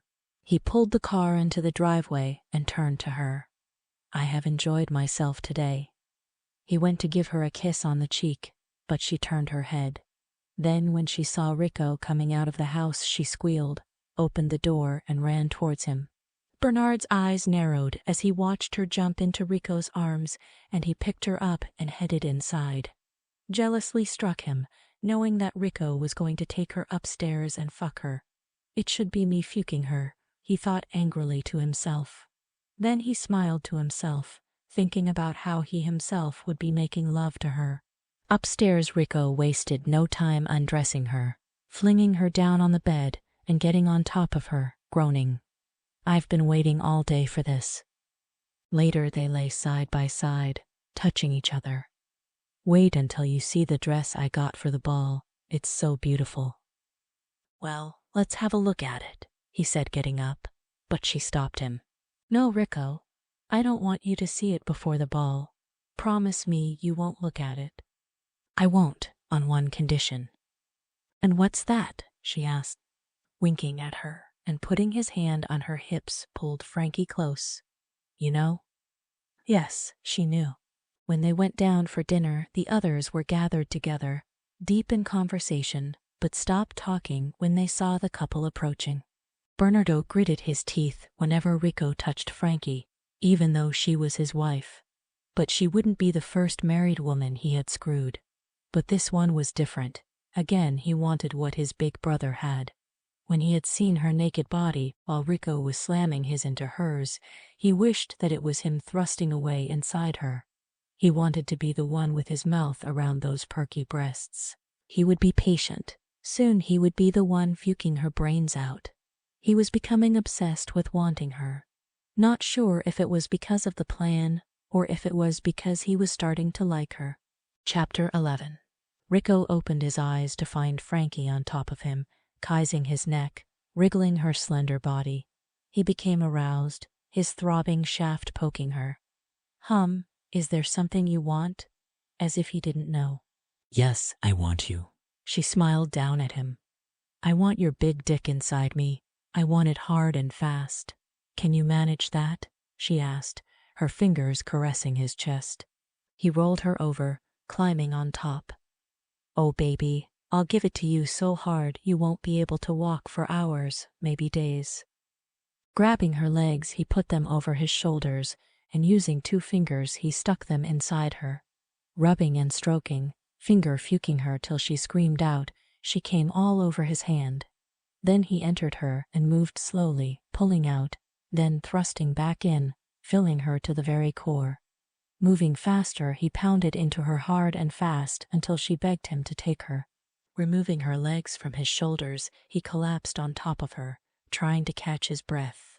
God, he thought, this woman is going to end up killing me. How was that?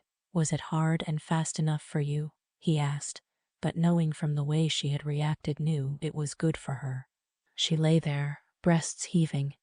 How she loved having him inside her, filling her with his huge shaft. The pleasure she felt was unbelievable. It was true. The bigger, the better. Yes, 𝑬𝒂𝒏, that was exactly what I wanted. She could have stayed in bed with him forever, but he had another idea in mind. Taking her hand, they headed to the shower. He would have her again while they showered. Pinning her hands up and facing the shower wall, he spread her legs and entered her, pounding hard and fast. Hearing Frankie moan and call his name excited him, encouraging him to keep going. Grabbing a fistful of her long blonde hair, gently pulled it back, teasing her neck. Christ, baby, you're so tight and wet, I could fuck you all day. He meant it. With her, he had all the stamina any man could wish for. She turned around. I love you so much, 𝑬𝒂𝒏. I love you too, baby. They dressed and went down to breakfast. Everyone was already there, waiting. One glance at Frankie's face and Bernardo knew what took them so long. His fists clenched. He had to find a way of getting rid of 𝑬𝒂𝒏 for a couple of days. Apparently, the others were thinking the same thing. 𝑬𝒂𝒏, there has been a snag in the sale of the property we looked at. We must go back for a couple of days and sort it out, just the two of us, Orphe said. Father, I am not leaving my wife. You don't need me, handle it on your own, 𝑬𝒂𝒏 said with some irritation in his voice. Please, 𝑬𝒂𝒏, I need your help. I promise it will be the last time. Frankie will be taken good care of. Frankie looked at 𝑬𝒂𝒏. She didn't want him to go, but she knew she wouldn't stop him. His family was starting to accept her, and she didn't want to do anything to ruin it. You should go. Your father needs you. All right, father, but this is the last time. The old man smiled and nodded his head. It will be. He then looked at his daughter, who was concealing a smirk. 𝑬𝒂𝒏 and Frankie were upstairs, packing. He knew she was upset about him going and drew her into his arms. Why the long face? Resting her head on his shoulders. I'm going to miss you. And I will miss you. When I return, we'll go out to dinner and dancing, and I will make love to you over and over. He lifted her chin up so that she had to look at him. I will call you. Now give me a kiss to last me till I return. When 𝑬𝒂𝒏 and his father pulled out of the driveway, a tear fell down her cheek. Feeling hands on her shoulders, she looked behind her. Bernardo was there. You'll be back before you know it, Frankie. In the meantime, I'll take you out tonight. I know this great little club. She moved from Bernardo's touch. He was doing that a lot lately, and frankly, she didn't like it. No, that's okay. I'll just stay in and read. I won't take no for an answer, Frankie. 𝑬𝒂𝒏 would want you to go out and have some fun. I'm his brother. He would expect me to entertain you while he's away. She was going to refuse his request, but relented and agreed to go. That night they went to a club called Max's Nightclub. Bernardo was his charming self, making her laugh and buying her drinks. She was starting to get a little tipsy, and he took her onto the dance floor, holding her close. Bernardo, I'm feeling a little sick. I drank too much. You better take me home. She was hot, and her stomach felt queasy. In the cab, he put his arm around her, and she dozed off. He took that opportunity to lightly brush his hand over her breasts. Feeling how firm they were, he got excited, so lifting her face up, placed his lips on hers. Her eyes fluttered open, and she pushed him away. What the hell are you doing? He was very apologetic. Please forgive me, Frankie. I got carried away. She was fuming and glaring at him. She snapped. I'm your brother's wife. How do you think he's going to react when he finds out? You can't tell him, Frankie. I give you my word, it will never happen again. Well, okay, make sure it doesn't. She figured he was sorry, and he did promise it wouldn't happen again. Once home, she went right to bed. Her head was spinning, and she needed to lay down. The phone by the bed rang, and when she heard Rico's voice, she started sobbing. "Oh, Rico, I miss you so much. I wish you were here next to me. Don't cry, baby. I'll be home soon. Now tell me, are you naked?" "Rico, stop. Come on. Humor me. Close your eyes. Are they closed?" "Yes," she giggled. "Are you having phone sex with me?" "I am. Now picture my hands caressing your breasts, moving lower, between your thighs. Are you touching yourself, baby?" "Yes," she moaned when her hand moved between her legs, rubbing her cat. "That's it. Now start rubbing faster. Pretend it is me inside you. Move faster, in and out." He heard her moaning, calling his name. God, how he wished he was with her. Hearing Frankie pleasure herself was getting him hard. He heard her breathing slowing down and knew she was done. "Feel better?" he asked. "God, Rico, I've never done that before. I prefer it was you, and I do feel a little silly." "Yes, my love. I wish it was me they're pleasuring you. I'm so hard right now and may have to take a cold shower." They talked for a while, and she told him that Bernardo took her to dinner and to a club. He listened, not liking what he was hearing. Did he now? "Be careful around him, Frankie. If he tries anything with you, I will kill him. He's your brother, Rico, and you know you can trust me. I love you, and I don't want anyone else, so don't worry." "I do trust you, baby. Now get some sleep, and I'll talk to you tomorrow." Yes, he did trust her, but his brother was another thing. Frankie's head was pounding in the morning when she went down to breakfast. Adriana informed her that they would be going sailing later that day. She swallowed hard. She feared boats and the water, and that was because she couldn't swim. But they were being so kind to her and didn't want to offend them, so she said she would love to go with them. Chapter 12. God, it was so hot when they headed out sailing, and Frankie was glad she wore shorts. At the last minute, Adriana and her husband bowed out, making up some lame excuse. Frankie was starting to get suspicious. It was just going to be her and Bernardo on the boat. Though he did seem quite knowledgeable in the art of sailing, she still felt nervous. So they set off. A packed lunch and a bottle of wine were supplied by the kitchen staff. She sat back while he steered, offering to let her have a go at it, but she declined. "Come on, Frankie, don't be afraid. I'll be right behind you." He wouldn't take no for an answer as he took her hand, pulling her up. Standing behind her, arms around her, he held her hands on the steering wheel. She couldn't help feeling a little excited, found it to be fun after all. After a while, she started feeling uncomfortable. He was standing too close, and she was sure he was smelling her hair. Pulling away, she said she'd had enough and let him take over. Eventually, he stopped and suggested they eat lunch. He looked over at her and smiled to himself. He was waiting for the right moment to make his move, and it was getting close, but he had to be a little more patient. "So, Frankie, are you enjoying yourself?" he asked when he went and sat next to her. She looked up at the sky and saw that it was clouding over. "Yes, I am, and more fun than I thought it would be.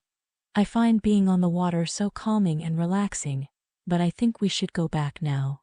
It's getting late, and I think there is a storm coming." "No, it's okay. We've got plenty of time before it hits."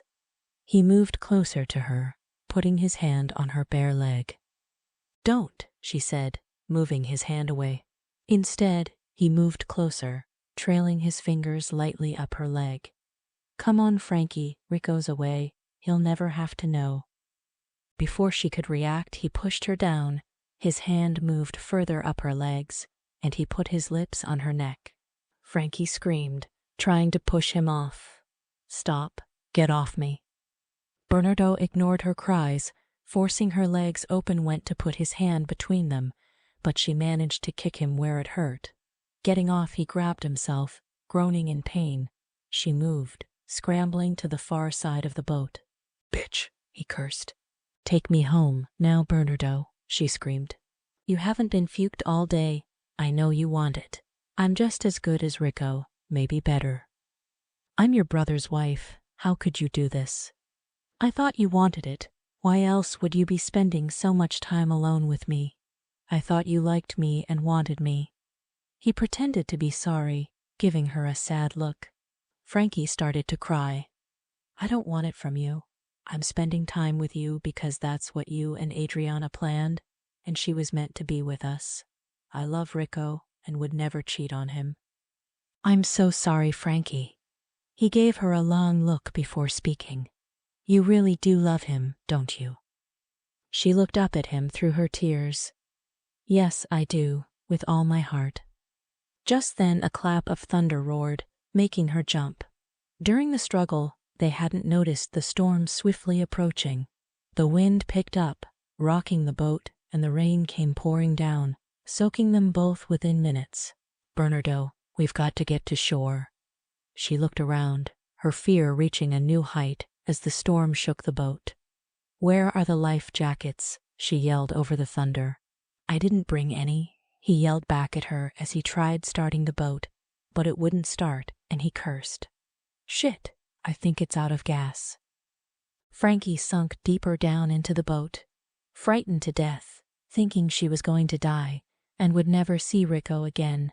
She felt Bernardo's arms going around her, not in a sexual way, but in a way meant to comfort her. "It's going to be okay. We'll just wait out the storm. And they know we're out here, and they'll send help. I'm sorry about earlier, Frankie. I thought you wanted me as much as I wanted you. Let's not tell 𝑬𝒂𝒏 about this. It would only cause fights." She gave him an angry look. Was he crazy? He tried to force himself on her.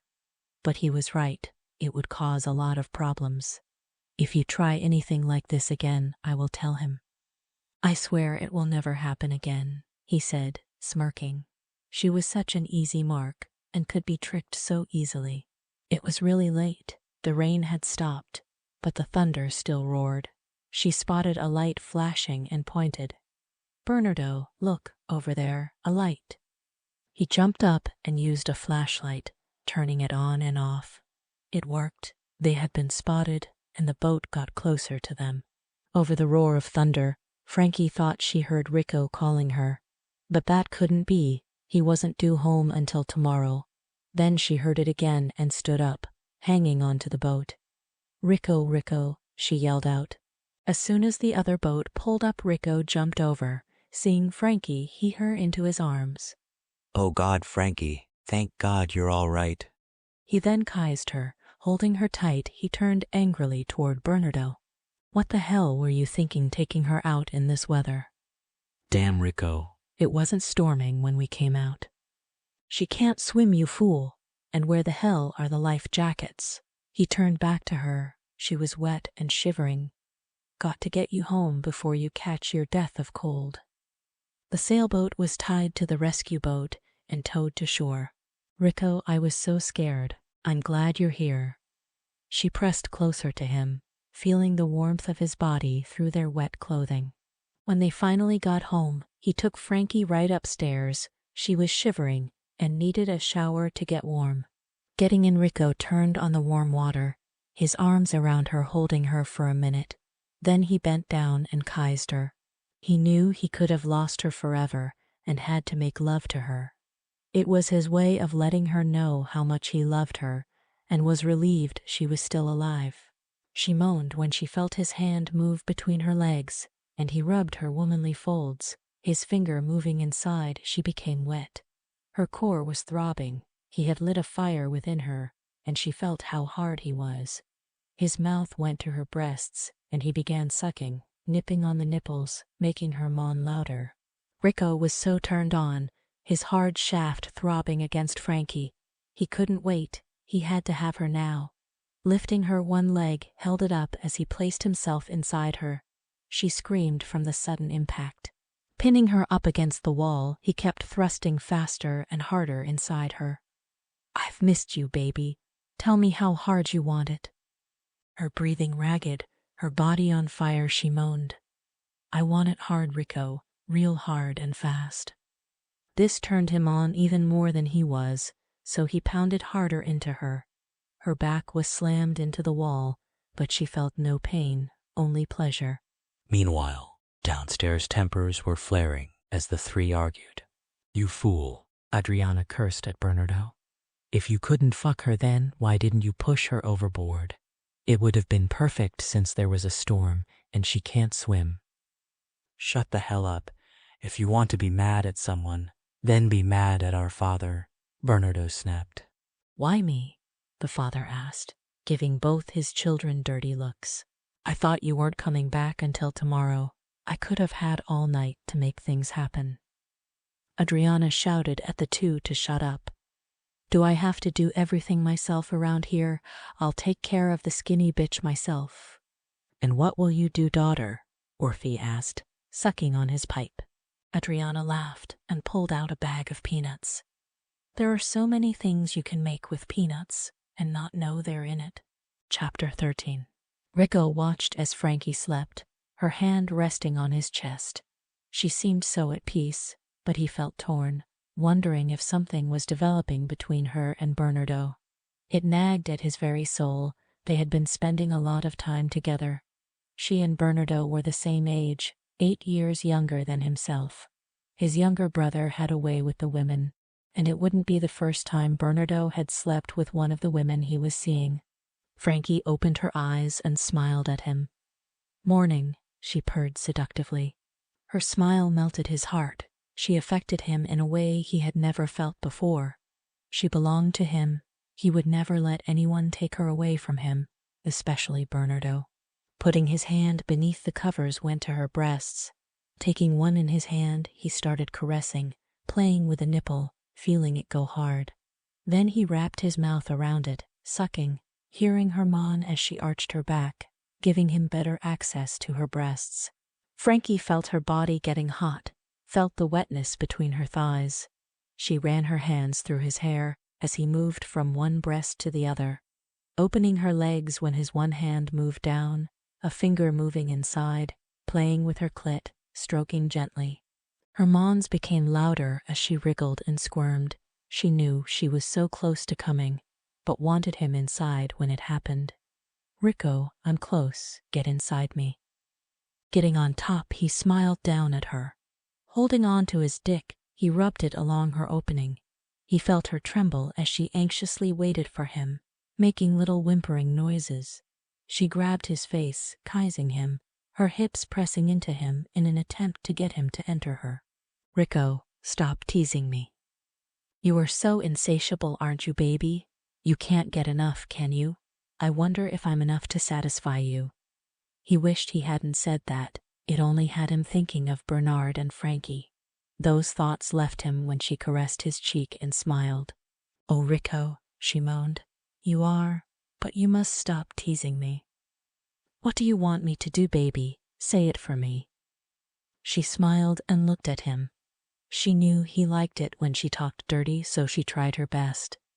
"Ram that monster of a cock into me. Fill me up to the core and ride me hard, harder than you have ever done." She gasped when he shoved it in, moving up and down, pulling out so that the tip of him was barely in, then rammed it back in, down hard, making her scream. Rico watched her face when he pumped hard into her. He liked how her lips parted when she moaned, and how her eyes fluttered open and shut with each thrust. "You're so tight, baby, so wet. My cock feels so warm inside you." He then started slamming harder, going deeper till he did explode. His body shook, sweat pouring off him as he groaned, feeling the flow of his juices filling her. He then collapsed, breathing heavily. "Fuck, that was amazing," he said, his voice ragged. She rolled her head backward, breasts heaving. "Oh God, Rico, I can't get enough of you. I love you so much." Rolling off, he gave her a serious look. "Why?" he asked. "Why what?" "Why do you love me?"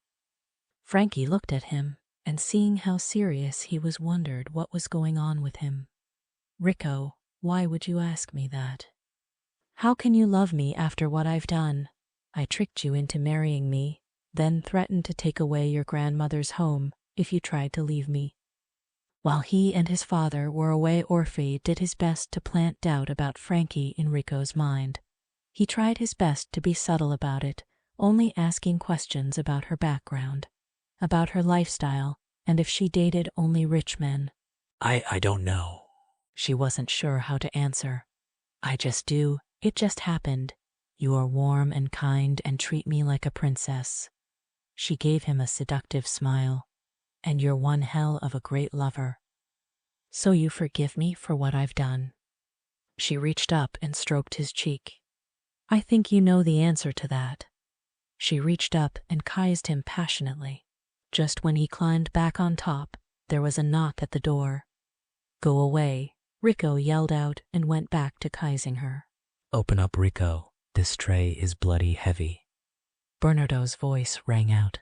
Groaning, he got up and pulled on a pair of pants and opened the door. Frankie quickly covered herself up with the covers. What the hell, Bernardo? Rico swore. Walking past Rico with a tray in his hands, he set it down on the table next to the bed.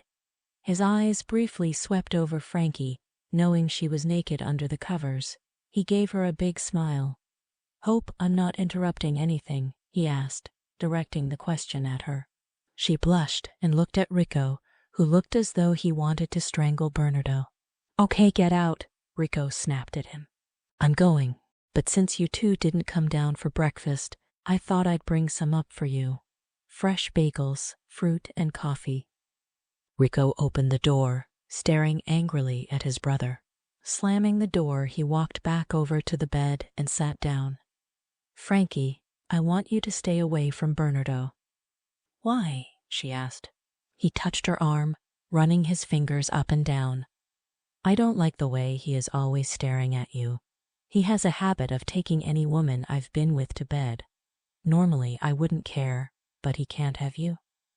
Hey, she said, lifting his face to look at her. I love you, Rico. I would never cheat on you. Please, tell me you trust me. I do, he said, getting back into bed and making love to her again. Later they had their coffee and ate the bagels and fruit. Laying in bed cuddling, she suddenly felt as though her throat was closing up. She couldn't breathe. Frankie, what's wrong? Rico asked, fear gripping him when he saw her lips turning blue and she was breathing funny. There must have been peanuts in the bagels. I can't breathe. Shit, I'll call a doctor. She grabbed his arm. No time, my makeup bag.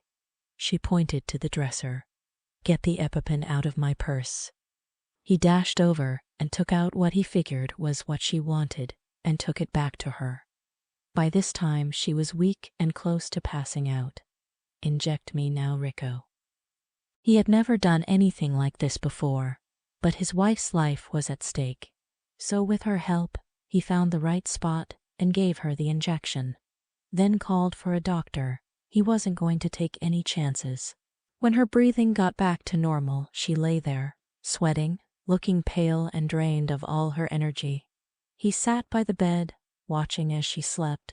He was going to kill whoever made those bagels. The doctor came and checked her out.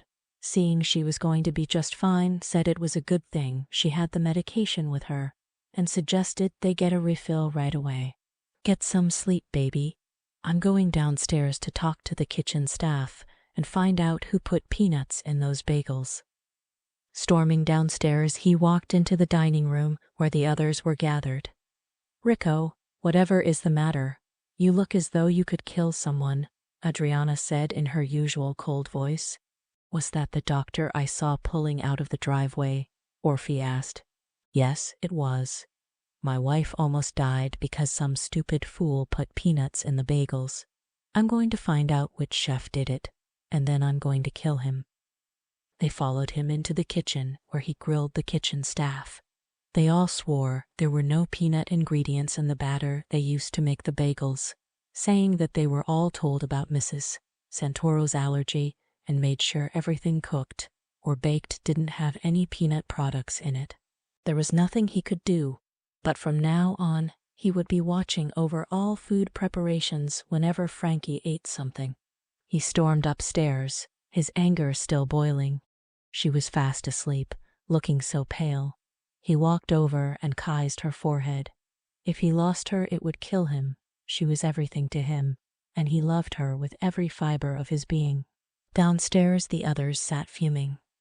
"Good job, daughter," Orphe said sarcastically. "Oh, shut up, father. How was I to know that bitch had the damn medicine to save her life? Who carries that around with them?" Bernardo hissed. "Better think of a new plan, sister dear. If I know Rico, he won't let her eat another thing without watching it being made." He then turned to the others. "Maybe we should leave them alone after all. He does truly love the woman." "No," Orphe yelled. "He must marry Maria. The family's future is at stake. We will come up with another plan. It has to be soon before Rico decides to go back home." Chapter 14. Rico sat by the window, looking out. There was something strange about the way his family was behaving. He couldn't put his finger on it. Even though they said they accepted the marriage between him and Frankie, he also knew they had wanted him to marry Maria. With a marriage between the two families, they could merge both companies together, making them the wealthiest families in the world. He did not hear Frankie stir until he felt her hand on his shoulder. Looking up, seeing how pale she looked, pulled her down onto his lap. "What are you doing out of bed? You should be resting." Frankie could see the concern he felt for her in his eyes. The way he looked at her with so much love made her heart swell. "Tell me what's troubling you, Rico, and the truth." "It's nothing, sweetheart. Nothing for you to worry about." "Rico, I'm not as fragile as you seem to think I am." He ran his hand along her arm, loving the feel of her skin, so soft. "I think it's time we go back to America. Too many bad things have been happening to you since we've been here. I want nothing more than to go home and start our lives together. But the ball is in a couple of days, and I'm really looking forward to it. Can't we stay till after it's over?" The heat from her hand, as she rested it on his chest, went right through the shirt he wore.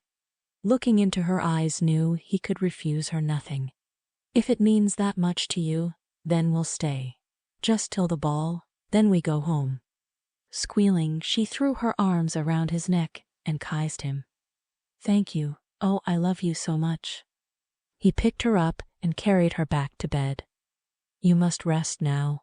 I'm going to go and get you some more of that medicine. I will be back as soon as I can." Frankie began kissing his neck, running her hand through his thick, dark hair. "I want you, Rico. Make love to me before you go." He laughed, pulling away. "You are a hungry little thing, aren't you? When I get back, I'll take care of you. But for now, get some rest. I will not be long." Drifting off to sleep, her mind was on Rico. Never did she ever think she could love someone this much. He was everything she could want in a man. Handsome, SXY, kind and loyal to her. His mere presence excited and thrilled her. 2 hours had passed when she woke, and knowing he would be back any minute, removed her nightgown and tossed it on the floor. Laying back, she waited for him, anticipating his return. She heard the bedroom door opening, pulling the covers down just a little to expose the top of her breasts. She closed her eyes, knowing he would come and kiss her, and lay waiting. She heard his footsteps as he walked towards her, and felt the weight from his body when he sat on the edge of the bed. Frankie waited for him to kiss her lips. Her breathing escalated, breasts began to heave. Then she felt lips on hers, and she stiffened. These weren't Rico's lips. Opening her eyes, she screamed and pushed him away. There was Bernardo, shirtless. Pulling the covers over her, she yelled, "What do you think you're doing? Get out." He smirked. "I came to see if you were feeling better. When I saw you laying here, lips slightly parted, I had to kiss you." "Get out, Bernardo, before I tell Rico." It was then that Bernardo's phone vibrated. He looked at it and gave her a wicked smile. "I'm leaving, but one kiss first." "No," she yelled at him. He clasped her shoulders and leaning over went to kiss her, but she put her hand on his chest, stopping him. At that moment the door opened and Rico walked in. Frankie stared at him, horrified, and her face turned pale. Rico opened the door and walking in saw the two of them on the bed. She had her hand on his chest and was naked under the covers, and Bernardo was practically naked, his pants unbuckled. He could feel the blood in his veins boiling over with heated rage. His rage blinded him as he sprinted over, pulling Bernardo off the bed, cursing. I'm going to kill you. Taking his fist pounded it into Bernardo's face. He fell to the floor, holding out his hand. Stop, Rico, let me explain, Bernardo said, backing away. Rico could only see red as he charged his brother, once again knocking him down. If it wasn't for Orphe and Adriana suddenly appearing, he would have hurt Bernardo much worse than he already had. Rico, enough, Orphe shouted. With ragged breath, he shouted, "Get this piece of shit out of here before I kill him." Frankie sat holding the covers over her, cringing in fear. She had never seen such violence from him before, and now he was looking at her with the hate and anger he had shown Bernardo. She would explain everything to him, and it would be okay. "Rico, I need to tell you." But he stopped her before she could tell him what happened. Am I not enough for you? Are you always so horny that you have to fuck my brother too? How soon did you call him up here when I left? The tears began flowing. I didn't, Rico. Nothing happened. Going over to the bed, he pulled her up, his hands on her arms, fingers digging into her flesh.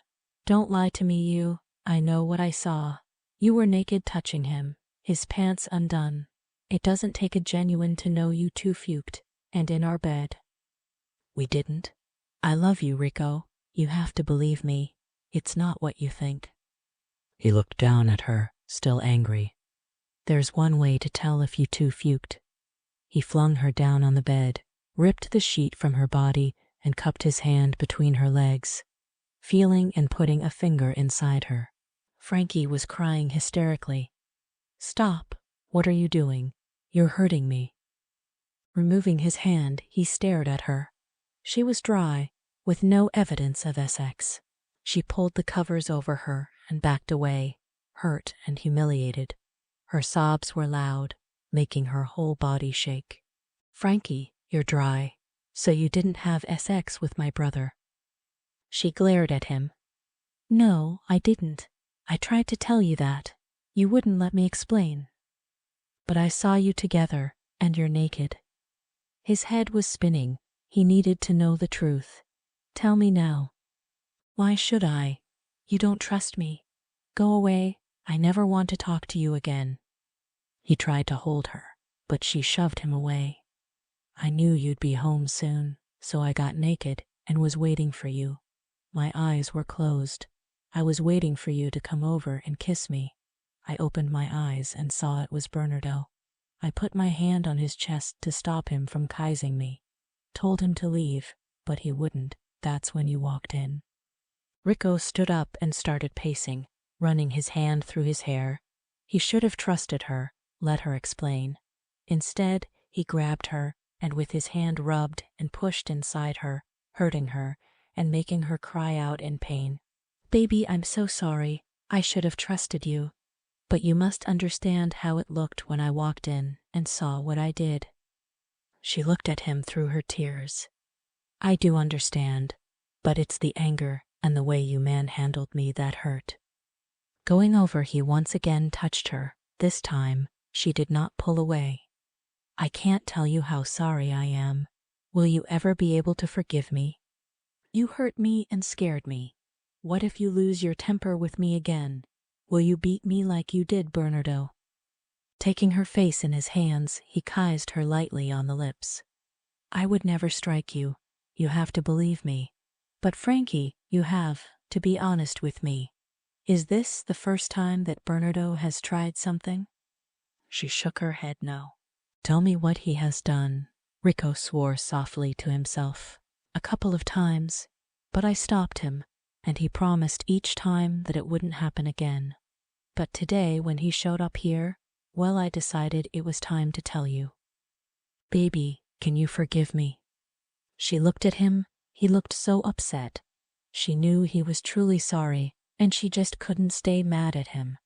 In fact, if the situation was reversed, she would have thought the same thing. I do, but Rico, you have to trust me. I will never be unfaithful to you, not now, not ever. She then wrapped her arms around him, her kiss warm and tender. Rico pulled away. Wait here, baby. I've got something to do. What are you going to do? Frankie asked, afraid of the answer. I'm going to have a talk with that brother of mine. I'll make sure he never touches you again. Rico walked out and Frankie dressed quickly. She had to stop him from doing something terrible. Chapter 15. Rico headed downstairs in search of Bernardo. He found him in the family room, along with his father and sister. Once again, they were huddled together, whispering. The three looked up when they saw him and Bernardo stood up, facing Rico. Man, it's not what you think. He stammered, fearing he was going to get another beating. Oh really? So you haven't been coming on to my wife every chance you got? Rico, can you blame me? She's very beautiful, and you never minded before. Frankie is my wife, the others weren't. He walked right up to his brother and stared him straight in the eyes. If you ever go near her or try to touch her again, Bernardo, I will kill you. She's nothing but a cheap tramp, so why do you care? Bernardo found himself on the ground with another bloody lip. Never speak that way about her again.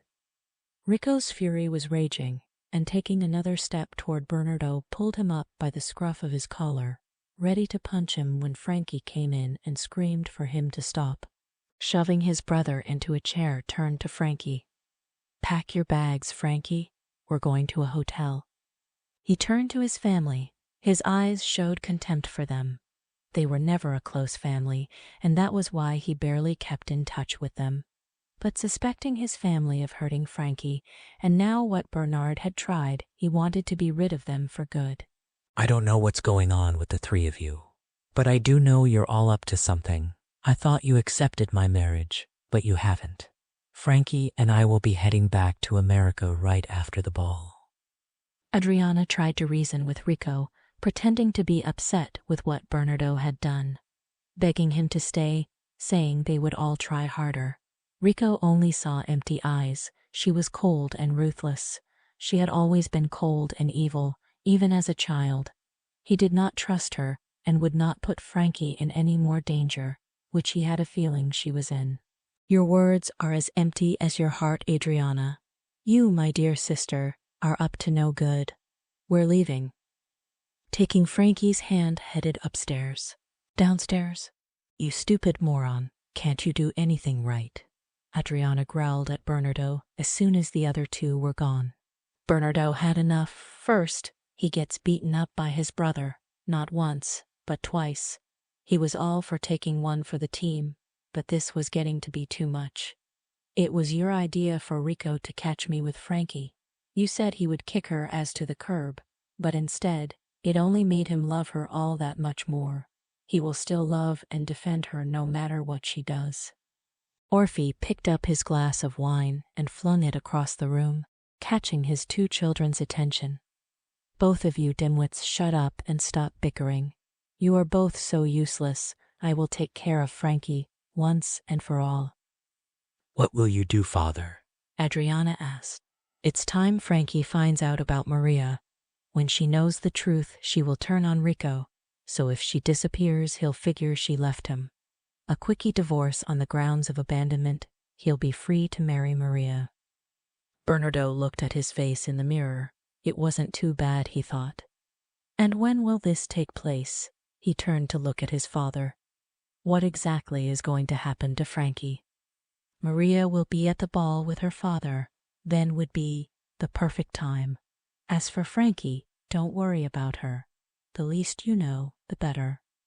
Bernardo couldn't explain it, but suddenly he felt uncomfortable with the plan. Yes, they had to get rid of Frankie, but he wasn't sure if he could go along with a plan to have her killed. Father, can't we have her taken to an island somewhere and held captive? Are you stupid, boy? Listen, don't you worry about what's going to happen to the girl. Back to Rico and Frankie. Rico wasted no time getting them booked into a hotel. He had flowers and champagne waiting for them when they arrived. Noticing how quiet Frankie was as she stood on the balcony, he went up behind her, his arms going around her waist. "Tell me why you look so sad." "I didn't want to come between you and your family. I heard what they were saying about me. I thought they were starting to like me." He turned her around to face him. "First, you did not come between us. We were never close. And second, they don't like anyone except themselves. You are my family. I love you, Frankie." She looked at him, her heart filling with love. "I love you too. Tomorrow I will take you sightseeing, shopping, and out to the finest restaurant," he said, kissing her neck. "Would you like that, my love?" When he began kissing her neck, she forgot all about what they were talking about. Her body was on fire, and that familiar throbbing between her thighs started. She opened the buttons on his shirt and felt his hard chest, feeling the beating of his heart against her hand. Rico's lips went to the top of her breasts, pulling the straps of her dress down till her breasts were exposed, and began sucking on them, making her moan. Tearing his lips away from her breasts, he cupped the back of her head, and his lips came crashing down on hers. Both topless, necking on the balcony, he pulled her up, placing her legs around his waist, and carried her inside to the bed. Ripping the rest of her clothing off, he got on top, his desire so strong he couldn't wait. She was hot and wet, ready for him, so he entered her and wasted no time as he pounded inside her. The feel of her hands moving up and down his back, the way she squirmed and twisted beneath him. The sound of her moaning as she called his name was too much. He couldn't hold back, so he took her hard and fast. They lay curled up in each other's arms. "Baby, I'm so sorry for the way I treated you earlier. I don't know how you can forgive me," he said as he sat up, his back to her. He did feel bad. He had hurt her. He saw the pain in her eyes when he felt her up, checking to see if she had sex. Pressing herself against his back, rubbing his broad shoulders, spoke quietly in his ear. "Rico, I love you. I forgive you. Please stop beating yourself up about it." She kissed his neck. Turning around, he laid her down, getting on top. "If it takes me the rest of my life, I'll make it up to you." She smiled at him, biting her bottom lip. "Well, you can start now." And so he did, making it up to her over the next several hours. Being away from his family, he noticed the difference in Frankie. She was more relaxed and seemed happier. Chapter 16. Frankie woke up to the sound of the shower running. Rico had obviously woken early and didn't want to wake her. She smiled and stretched. The silk sheets felt cool against her skin. The radio was playing a soft love song, and the smell of roses filled the room. Rico came out of the shower, wearing only a towel wrapped around his waist.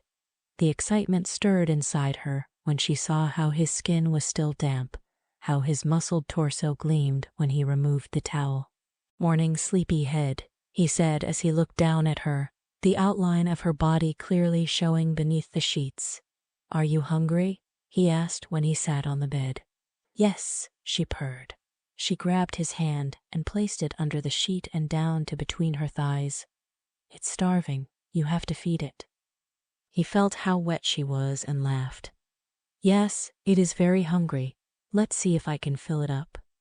Sliding an arm behind her back, his hand playing inside her, he clamped his mouth over her breasts. She moved her hips up against his hand as he plunged in deeper, mouth sucking and biting lightly on her hardened nipple. "Oh, Rico," she whimpered, clutching the bed sheet in her hands. His hands and mouth moved over her, driving her crazy with desire, and she could feel Rico's own desire as his rock-hard erection pressed into her side. He hovered over her, looking down. Then he put his lips on hers, devouring them, tongues exploring. She opened her legs, and he slowly stuck the tip in, then in further, and with one hard thrust slammed in, making her gasp. Digging her fingers into his back, she wrapped her legs around his waist and cried for him to take her. She was so close, it was almost too much to bear. "Now, Rico, now." The sound of damp flesh pounding against each other sounded loud, along with the heavy panting and breathing. Rolling over, he swore. "Fuck, it just keeps getting better and better," he said as he reached over, his hand on her breasts, caressing, loving the feel of them. "So, are you full now?" Smiling, she moaned. Yeah, that was very filling." They showered, and after dressing had breakfast at an outdoor cafe. The sun was shining and people all around were talking and laughing. Rico held Frankie's hand, playing with the wedding band around her finger. "This won't do, this cheap piece of tin." He looked at her and smiled. "Come, I'm going to buy you a decent band and an engagement ring. I need one too. I want the world to know I belong to someone." "Rico, no," she protested. "You don't have to. This is fine. My wife is going to have something better. I won't take no for an answer." "Then, in that case, let's get matching wedding bands," she said, smiling. "Men in my family do not wear wedding bands. We never have." This angered Frankie, and she pulled her hand away from his and sat back, anger showing clearly on her face. "Really? And why is that?" "I guess so that it won't upset your mistress when you take one." She crossed her arms, her bottom lips sticking out. "Why did you say you needed one too if you weren't planning on wearing one?" You didn't let me finish. I was only telling you that we never have worn one, but that I want to. She shook her head. "Sometimes I don't understand you. I guess I do have a habit of flying off the handle and not letting you finish. Please forgive me. Do you not know by now that I would do anything for you?" Touching her pinky finger, he gave her a SXY smile. "You have me wrapped around your little finger. I can refuse you nothing." They ended up at the most expensive jewelry store, where he let Frankie pick out the matching wedding bands. He then asked the store clerk to see the biggest and best diamond engagement rings he had. Picking out the largest one, he smiled at her. "How about this one?" he asked, smiling brightly at her. "It's too big and expensive, Rico." She looked down at the ones under the glass counter and pointed. "That one, that's the one I want." It was a princess cut with one stone in the middle and small ones running down the sides. Reluctantly, the clerk brought it out, knowing that his commission had just dropped by 80%. "But baby, wouldn't you like one of these other ones? That one is so small, and I can afford to buy you a much better one." "No, it's not, Rico. This is the one I want. I love it." Putting his arm around her waist, pulled her in for a kiss. "If this makes you happy, then we'll take it." "Shall I box these rings up for you, sir?" the man behind the counter asked. "No need. We'll wear them now." He handed over his card to pay. He then removed her cheap rings and placed the new ones on her finger. As soon as they got outside, she held up her hands, delighting in how the rings sparkled in the sunlight. Rico took her sightseeing, and then they went on a boat ride. She sat between his legs, admiring their rings. "You aren't afraid to ride in this small boat?" he asked her. Her last experience in a boat, he thought for sure that when he suggested going for another boat ride, she would have refused. She smiled up at him. "Not when I'm with you," she said, reached up and kissed him. Yes, being with him, she felt safe and more confident in her surroundings. "After the ball tomorrow, we'll leave for home the morning," Rico said as he wrapped his arms around her. He was looking forward to going home and starting a life with Frankie. Deep down, he knew he should tell her the truth about why he really married her. But things were different down. He had fallen in love with her and wasn't about to do anything to jeopardize their happiness. Going back to the hotel, they stopped and shared an ice cream cone. Sitting on a park bench, he used his finger and placed some ice cream on her neck. She giggled and felt a cold chill from the ice cream on her neck. "Why did you do that?" "It's cold." "So I could do this," he said as his mouth landed on her neck and sucked the ice cream off. She closed her eyes and moaned softly. "We better get back to the hotel before I fling you down on this bench and take you in front of all these people," he said, taking her hand and heading back to the hotel. Chapter 17. Frankie walked out of the bedroom wearing the new dress she had bought for the ball. She was nervous as hell, hoping that Rico would approve. She wanted to make him proud to be seen with her around other people. He was busy reading the messages on his cell phone and hadn't noticed her enter the room. Her heart started beating fast when she saw him. He was so handsome in his tux, so tall, dark complexion, and broad shoulders. She could hardly believe he was hers and that he loved her. Looking up and seeing Frankie, he laid the phone down and stared at her. She was a vision of beauty, and his heart swelled with love. "Frankie, my God." I, he stammered. "You are so beautiful, and that dress is stunning. I will have to keep an eye on you all night." "Why?" she asked, confused by his comment. "Because all the men will be staring at you and wanting you. I may have to beat a few up to keep them away from you." Walking over, she adjusted his tie, smiling up at him. "I'm glad you like it, but you don't have to worry about the other men. I'm yours and only yours. Rico, you always look so handsome, but tonight even more so. There's nothing more SXY than a man in a suit. It turns me on." Does it now? Well, maybe we should stay home and get naked." "Oh no, you don't, mister. I've been looking forward to this ball, and we're going. You will just have to wait till later." He pulled her into his arms. "How am I supposed to keep my hands off you all night?" He then kissed her, his lips pressing against hers in a demanding kiss. Releasing her, he shook his head. "Something is missing."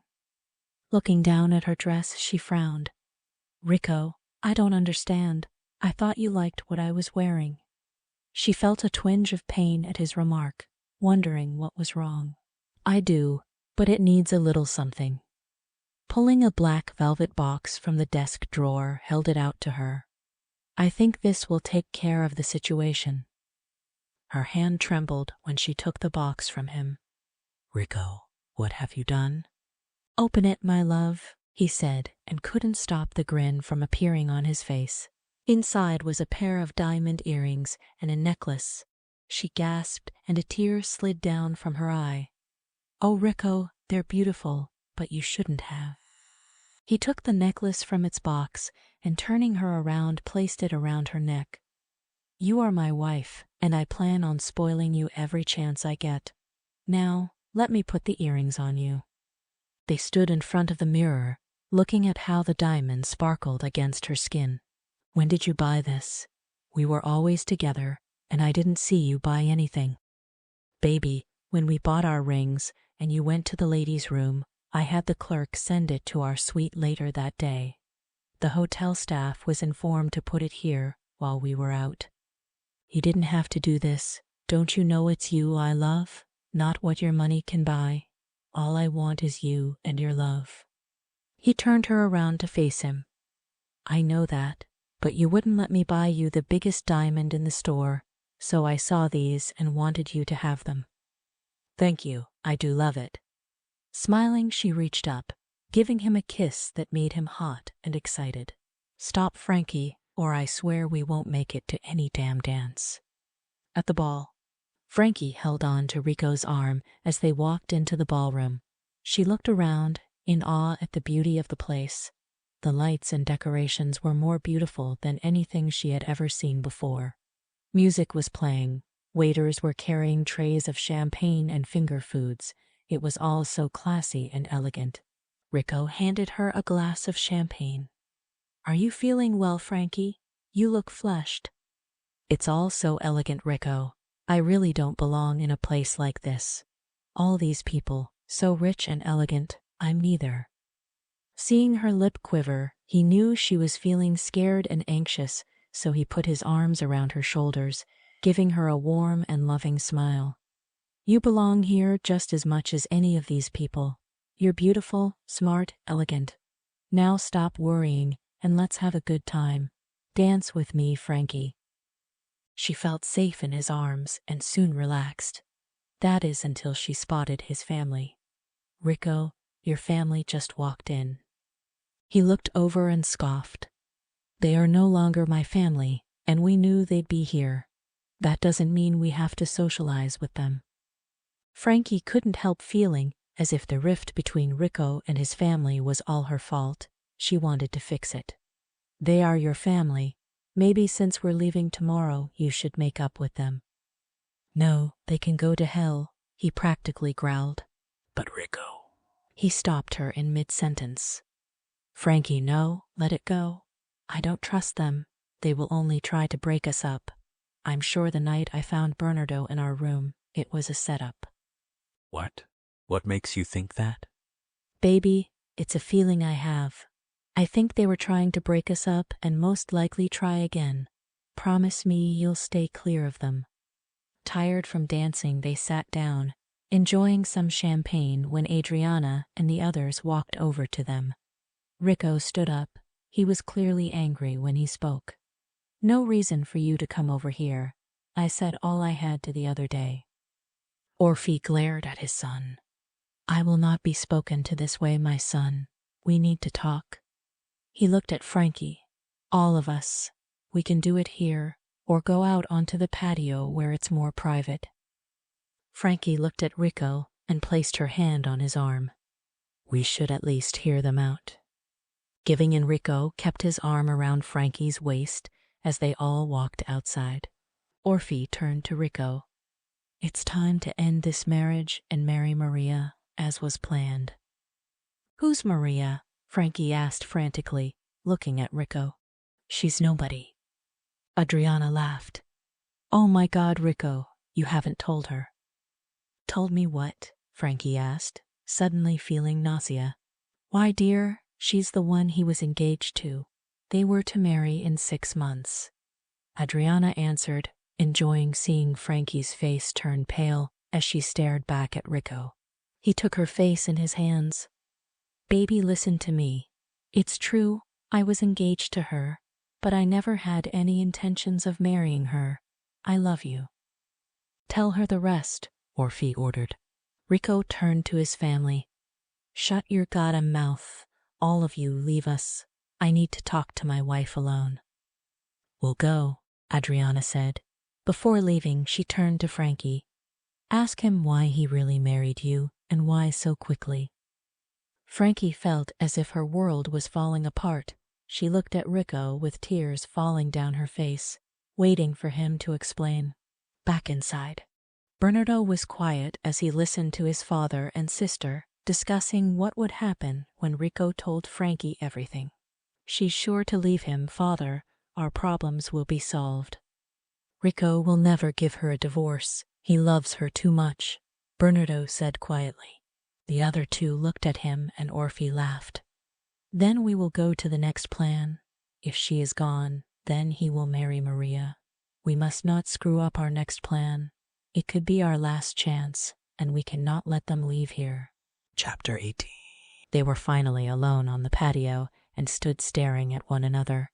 Neither one spoke for the longest time. Rico wasn't sure how to begin. He could see by the hurt look on her face that he had hurt her badly. The tears stained her face. I'm waiting, Rico. Tell me the truth, she said, her voice cracking with each word spoken. It's true. I was expected to marry Maria, but it wasn't my decision. It was planned by our families many years ago. He went to move closer, but Frankie held out her hand. Don't come any closer. Why would they try to force you into marrying someone you didn't love? Both our families own the largest winery in the world. If we married, both families would merge the companies together, making them the richest people in the world.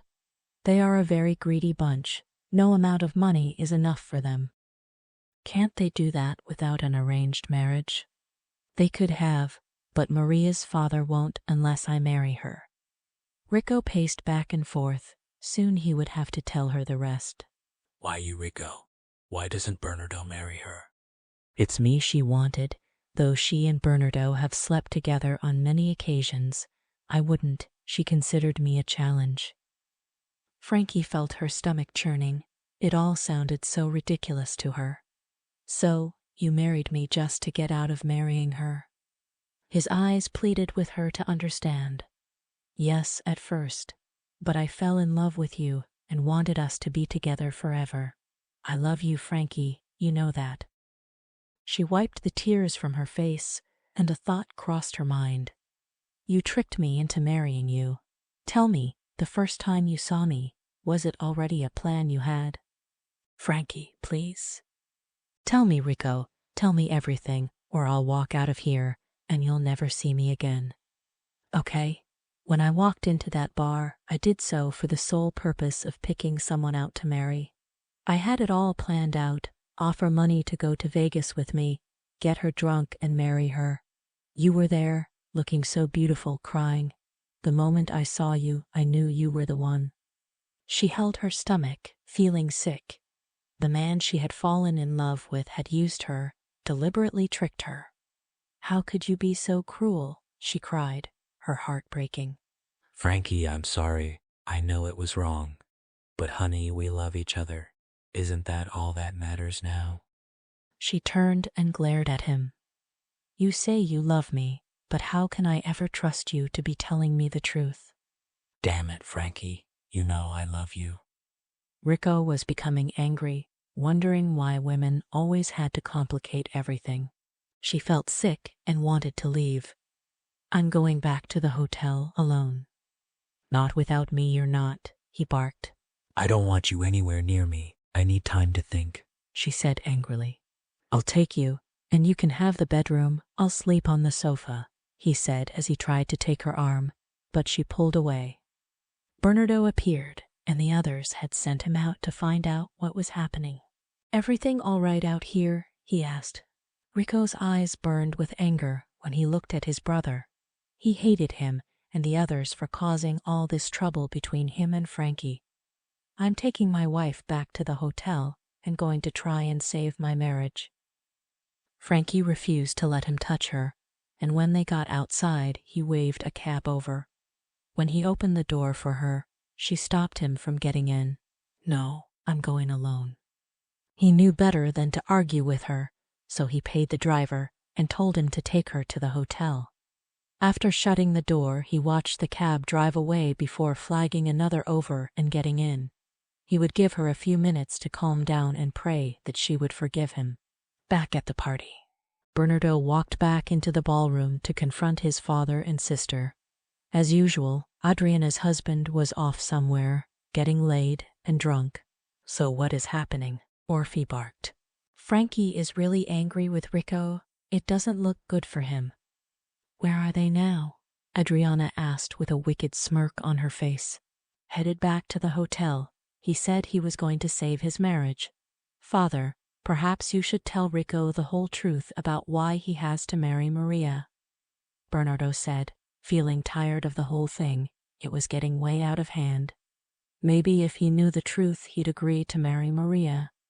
No, Orphe snapped. Your brother is no longer one of us. Right now he is thinking with his dick, and that woman, he'll not give her up on his own. You go later to the hotel and find out what's happening, and not a word to Rico. Bernard sat back in his chair, downing one scotch after another.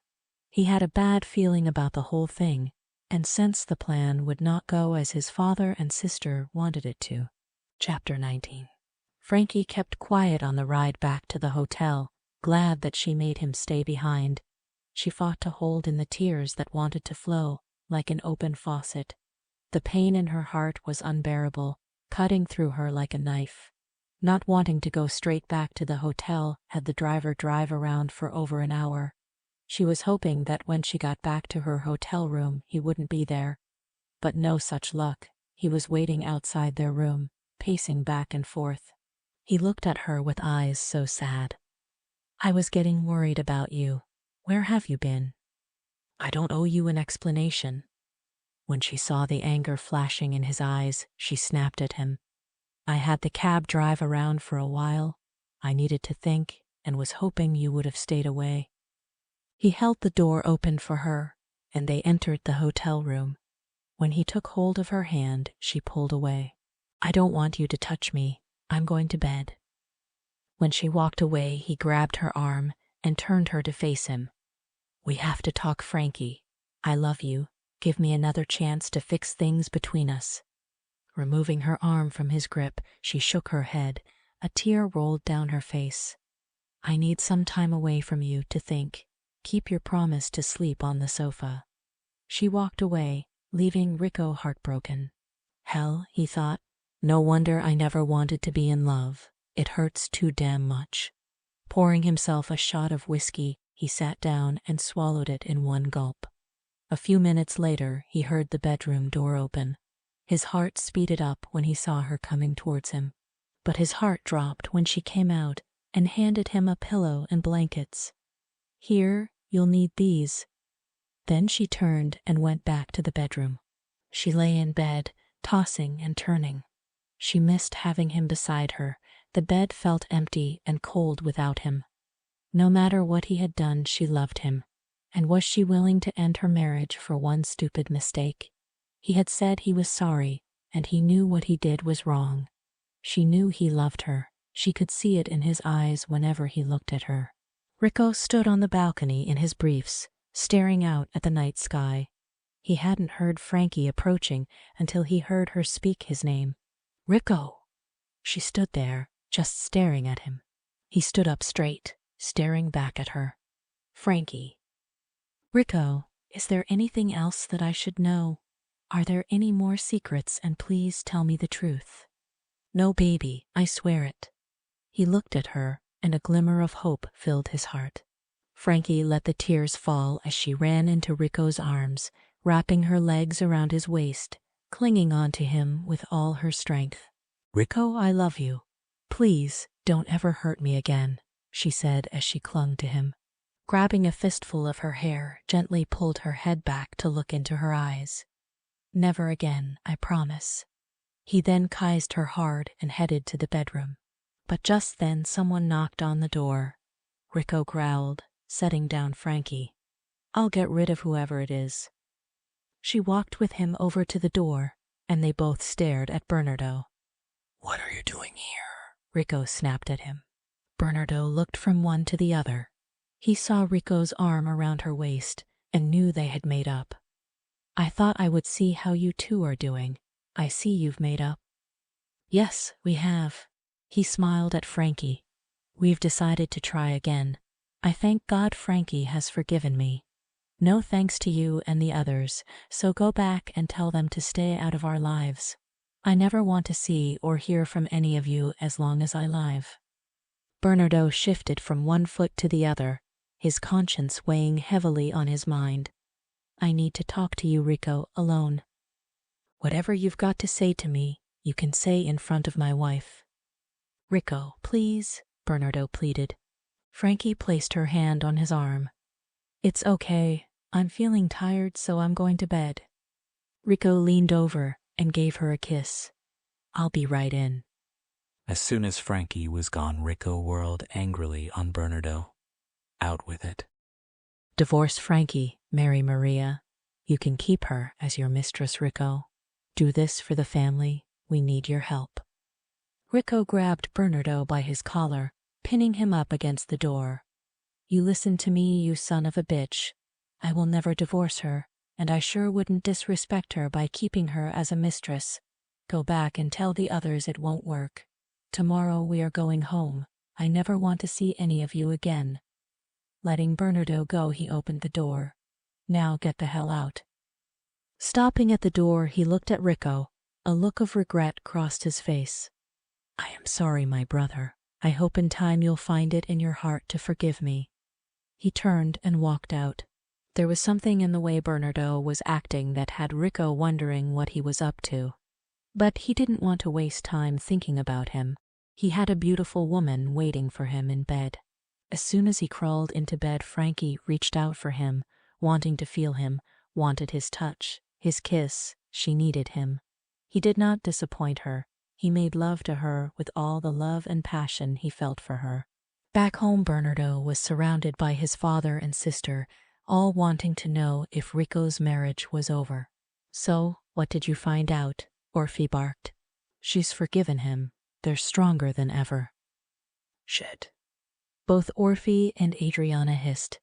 Well, I've got a call to make. It's time to end this once and for all, Orphe said as he walked over to the phone and picked it up. He knew this was their last chance to get what they wanted. Chapter 20. The sound of Frankie getting sick woke Rico. Jumping out of bed, he sprinted towards the bathroom. "Frankie, God, are you okay, baby?" He went to her side as she sat on the floor next to the toilet. "Those clams I ate last night didn't agree with me," she said, wiping her mouth with the back of her hand.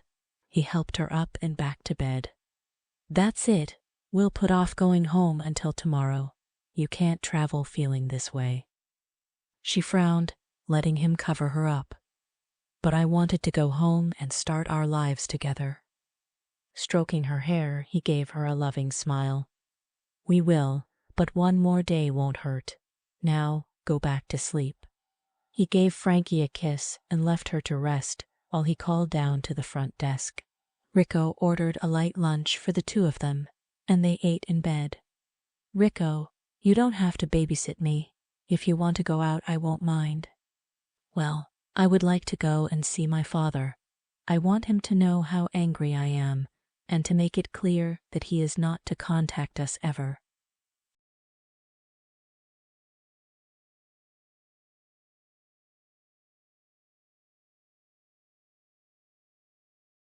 "Okay, I won't be gone long, babe." Giving her a kiss goodbye, he left. A noise coming from the other room woke Frankie. Thinking it was Rico, she called out to him as she threw on a robe, gasping in horror as she came face to face with a masked man. Letting out a scream, turned and ran back towards the bedroom. The man grabbed her from behind, covering her mouth with his hand. Throwing her down, got on top and started strangling her. She felt her body being crushed beneath the weight of him, kicking and clawing at him, trying to get air into her lungs. Raising her knee, slammed it into his crotch, making him scream out in pain. She took that opportunity to push him off and ran to the door. Opening it, she dashed down the hall, screaming till she caught the attention of the security guards. The room was checked out and no sign of the man. He was gone. The police were called and they questioned her. Getting the message from the hotel, Rico raced back. Finding her surrounded by strangers, he went to her side. Seeing the finger marks around her neck, he fought back the anger that rose within him. What happened? Frankie was so shaken up she held on to Rico, unable to get the words out. The one police officer spoke up. "Appears to be a robbery," and Mrs. Santoro surprised him. "God, baby, are you okay?" She answered through sobs. "He tried to strangle me." She clung to Rico, her body trembling. After more questions, the police left, assuring them they would investigate the matter further and try to find the culprit. But since he wore a mask, the chances of finding who did it was slim to none. He carried her to their room and laid her down on the bed. "I never should have left you alone." Touching his cheek, she frowned. "This wasn't your fault.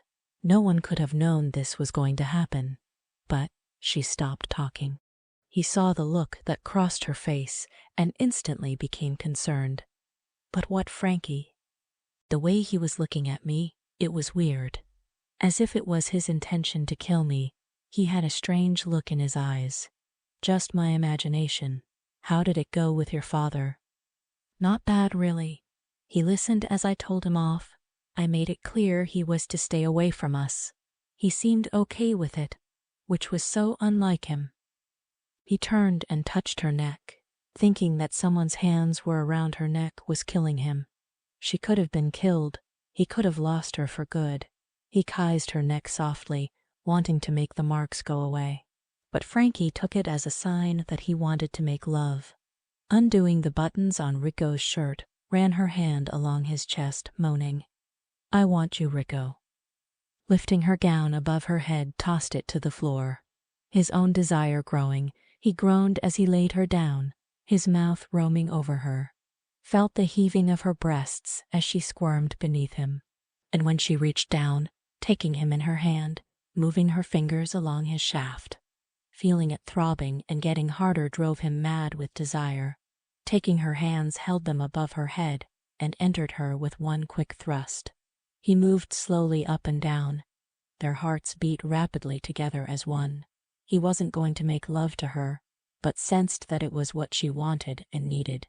As the police had said, no leads on the man who attacked Frankie. Until they returned home, he would not leave her side. Waking early, they enjoyed breakfast in bed, followed by a shower. Both dressed. Frankie had a couple of things to take care of, so she told 𝑬𝒂𝒑 to go on down and settle the bill. At first, he tried arguing with her, saying he didn't want to leave her alone. "I'll be fine. You are only going downstairs and we'll be right back. Now go, I need the ladies' room." She kissed him and walked away. He grabbed his wallet and phone, checked his messages, and was about to leave when he heard Frankie call out. "Rico, are you still here?" she asked, calling from the bathroom. He answered loud enough for her to hear. "I'm still here, babe." Frankie walked into the room with a smile on her face, her hands behind her back. He smiled back. Was she wanting him again so soon? He licked his lips as he looked her up and down. "You want something?" he asked, prepared to rip off their clothes.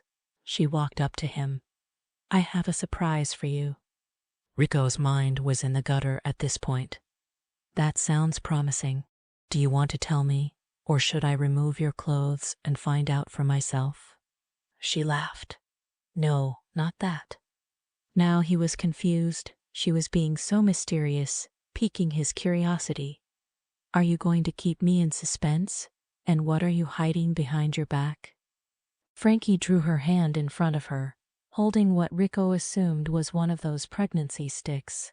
He stared into her eyes, his heart thumping, and found himself speechless, lost for words. "Rico, I'm pregnant." When he said nothing, she thought maybe he was not pleased. "I'm sorry, are you not happy?" A tear came to her eye, and she turned away. He grabbed her arm, stopping her from walking away. When she looked back at him, he was grinning. "I'm going to be a father." He placed a hand on her stomach. "My baby, our baby is growing inside you right now." Frankie shook her head. "Yes, I'm having your baby." He picked her up and swung her around, his heart flowing over with love for Frankie. Never had he considered being a father until now. "Baby, this is amazing," he said as he kissed her, crushing her against him until he realized how tight he was holding her and loosened his grip. "I want to go home, Rico. Go do what needs to be done. I have a few more things to pack before we leave." After another series of kisses, he finally left, saying he'd only be a few minutes. He had only been gone 5 minutes when she heard the door being opened. Thinking it was 𝑬𝒂𝒑, went to the door laughing. "Rico, what have you forgotten now?"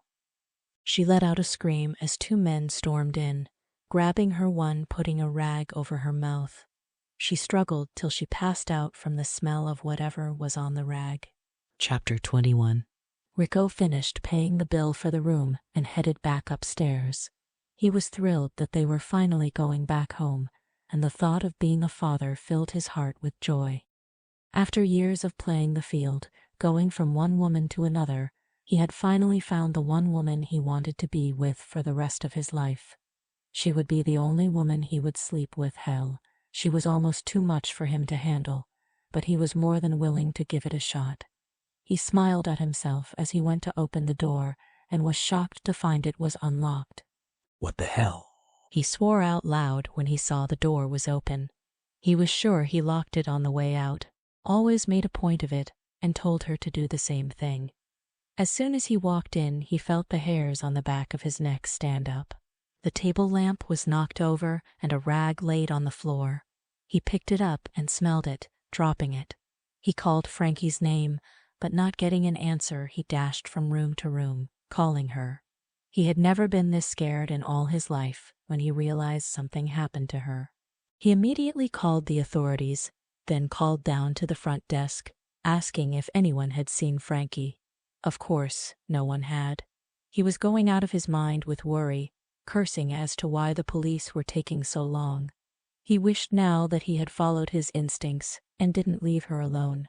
It really wasn't that long till they arrived, taking 𝑬𝒂𝒑's statement and gathering as much information as they could. 𝑬𝒂𝒑's temper was at its boiling point. "Find my wife. He barked orders. "Whatever it costs, no matter how many men you have to put on this, I will pay."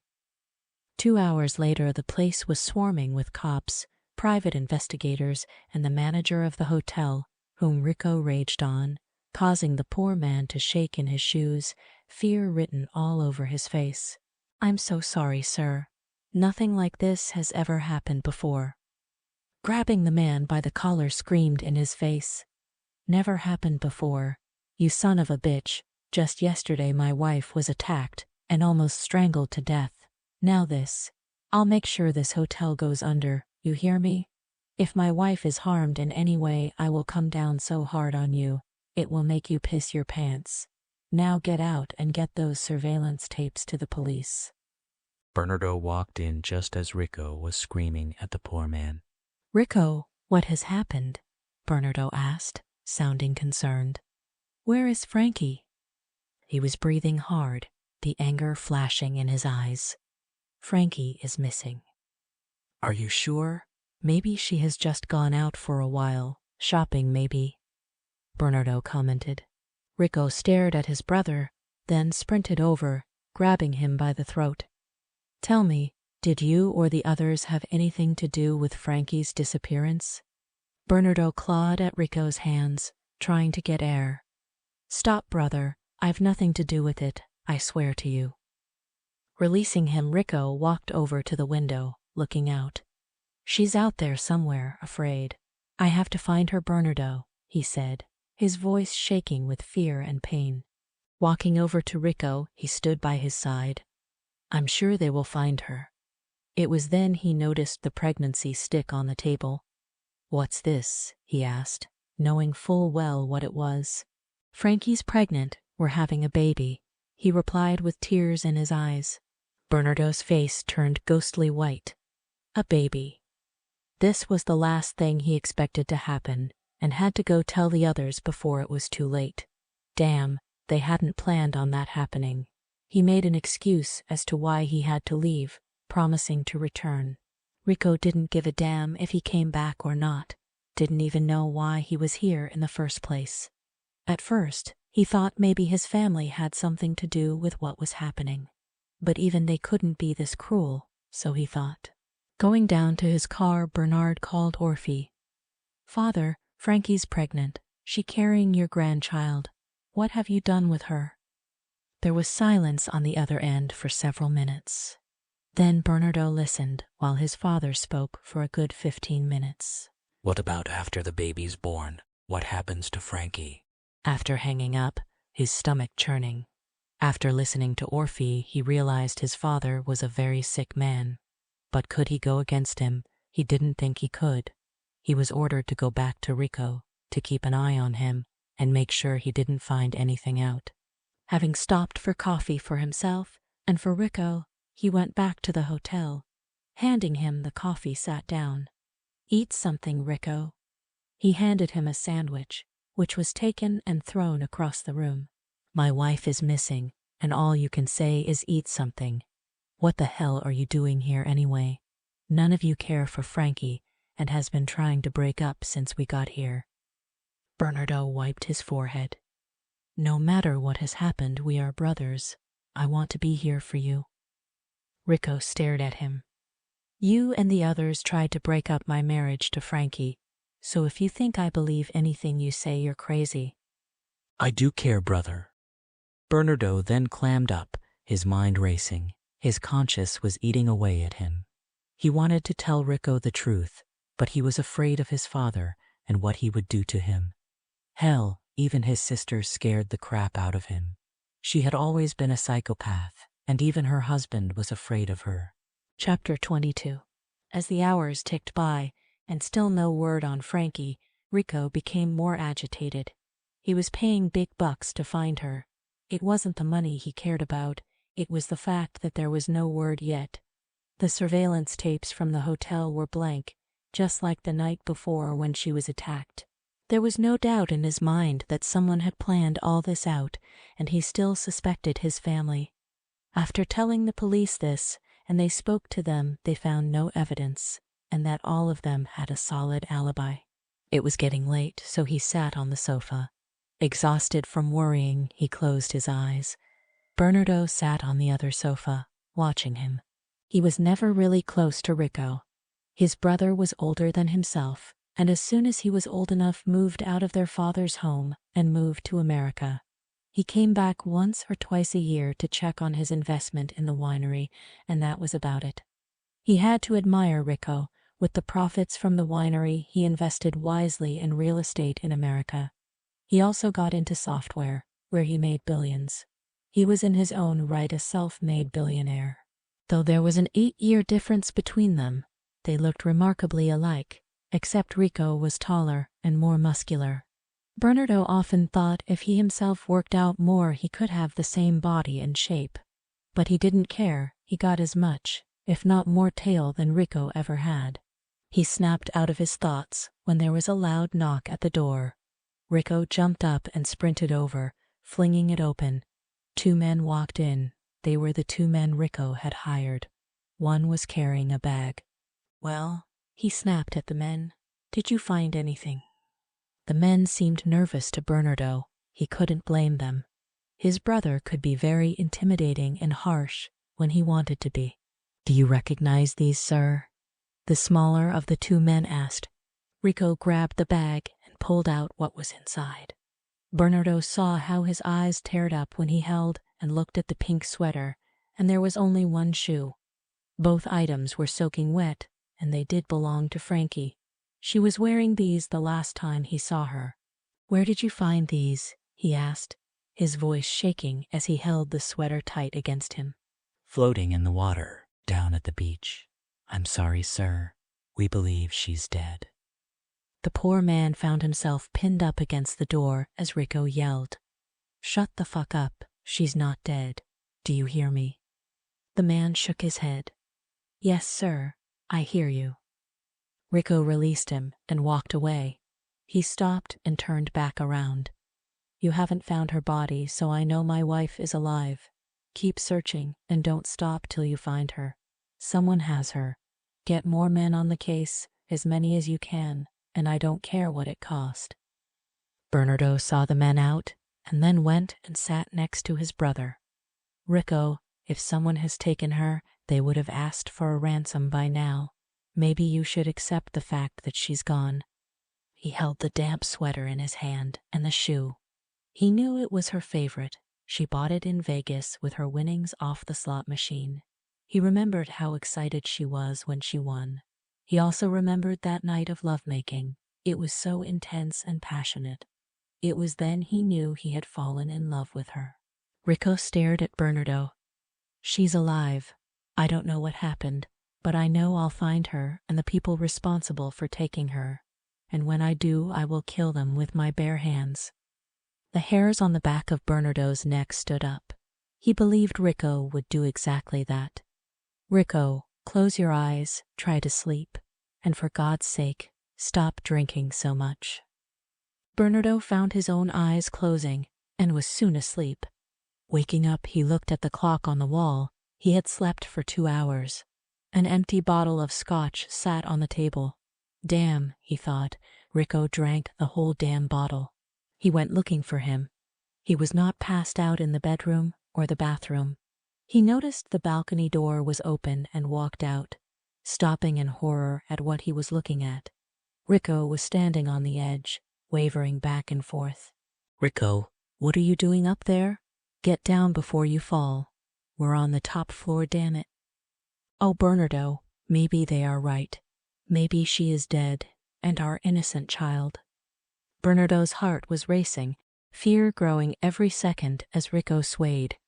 "Rico, come down, please," he begged him. He looked over his shoulder at Bernardo. "Why? What's the point of living without my Frankie?" "Rico, no woman is worth taking your life over. Please, come down, let me help you," he once again begged. He looked over at Bernardo. "Frankie is. I tricked her into marrying me. I then forced her to stay, threatening to take her grandmother's home away. But I'd fallen in love with her. She is sweet, kind, smart, and funny. I hope someday you'll find that special person to love and love you back." Bernardo was beginning to sweat. his lungs burning as he held his breath. Rico was teetering closer to the edge, his balance unsteady from the amount of alcohol he had drank. He edged closer, silently so as not to spook Rico. Maybe she is alive. You'll never know if you jump. Do you really want to leave her a widow with a child? My life is pointless without her. I failed her. I'm Frankie's husband and should have kept her safe. When Rico's foot left the ledge and he teetered, Bernardo let out a blood-curdling scream. Rico, no. Chapter 23. Back to Frankie. Frankie stirred, her head hurt, and she felt sick to her stomach. Once her eyes were focused, she sat up and looked around. She found herself on a bed in a small room. Getting up, went to the door on shaky legs. It was locked, and she began pounding on it, crying out, "Let me out, please, let me out." It was getting her nowhere, so she went to the window and tried to look out, but it was also locked. She explored the small room. There was a small bathroom with a shower. The room was bare except for the bed, a table, and a chair. A plate with sandwiches and milk sat on the table. There was also some fruit. She searched frantically for something to use in the lock, a nail file, a pin, anything, but there was nothing. She couldn't help it. She sat down and cried. "Where are you, Rico?" she yelled out loud. If it weren't for the fact that she was pregnant, she wouldn't have touched the food. But for her baby's sake, she would try to keep some food down. Frankie had never been this scared before. The last thing she could remember was two men charging at her and putting something over her mouth. Laying on the bed, she cried, her body shaking. She knew Rico would find her. That was what she told herself. Her mind kept going over reasons as to why this was happening to her.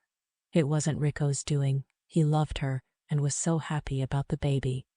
Something told her it was his family behind this, but why? Frankie didn't know when she fell asleep, but was woken up when the door opened. Sitting up, she watched as a tall woman with pitch black hair walked in.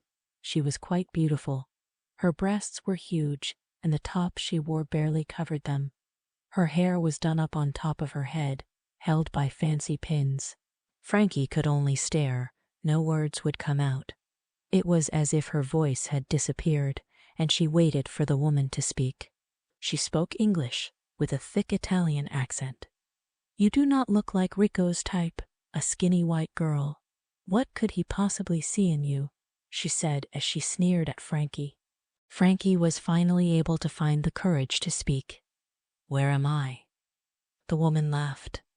"Don't worry, you'll be safe here, for the time being anyway." "Who are you? Why are you keeping me here?" she yelled at the woman as she got up from the bed. "My name is Maria Bartolomei. As to where you are, that is not important. What's important is that you eat and take care of the baby." "Maria, the one Rico's family wanted him to marry. He's married to me. You can't have him. And when he finds out you're keeping me here, he'll kill you." "Oh, honey," Maria said with an evil grin. "He thinks you're dead. And since he is grieving, I'll go and console him. It won't be long till I have him as my husband." "You're insane. I'm alive," Frankie cried. "Not for long.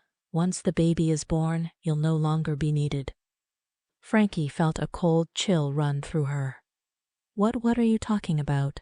What are you planning on doing with my baby?" "Don't worry. The baby will be taken care of. Now I think it's time to give Rico a visit. Let him know I'm back in town." Pushing past Maria, she opened the door, but was stopped by a huge man who dragged her back in and flung her onto the bed. Maria got up close and swore, "If you try that again, you little bitch, I'll have you chained to the bed." "Is that what you want?" "I didn't think so," she said when she got no reply from Frankie. When she turned to leave, Frankie reached up and grabbed Maria by the hair, pulled till her hair fell loose, falling down over her shoulders. The other woman slapped Frankie's face, making her stagger back where she fell to the floor. "Now look what you did. I'll have to fix my hair before I can go see Rico." She laughed as she walked out, locking the door behind her. Frankie sat on the floor, opening her hand to look at the pin she had managed to pull out of Maria's hair. Going over, she started poking it in the lock, trying desperately to unlock the door. It worked in the movies. She hoped with all her heart that it would also work in real life. Back at the hotel, Bernardo managed to grab Rico and pull him from the ledge just as he was about to go over. They both landed on the ground, struggling.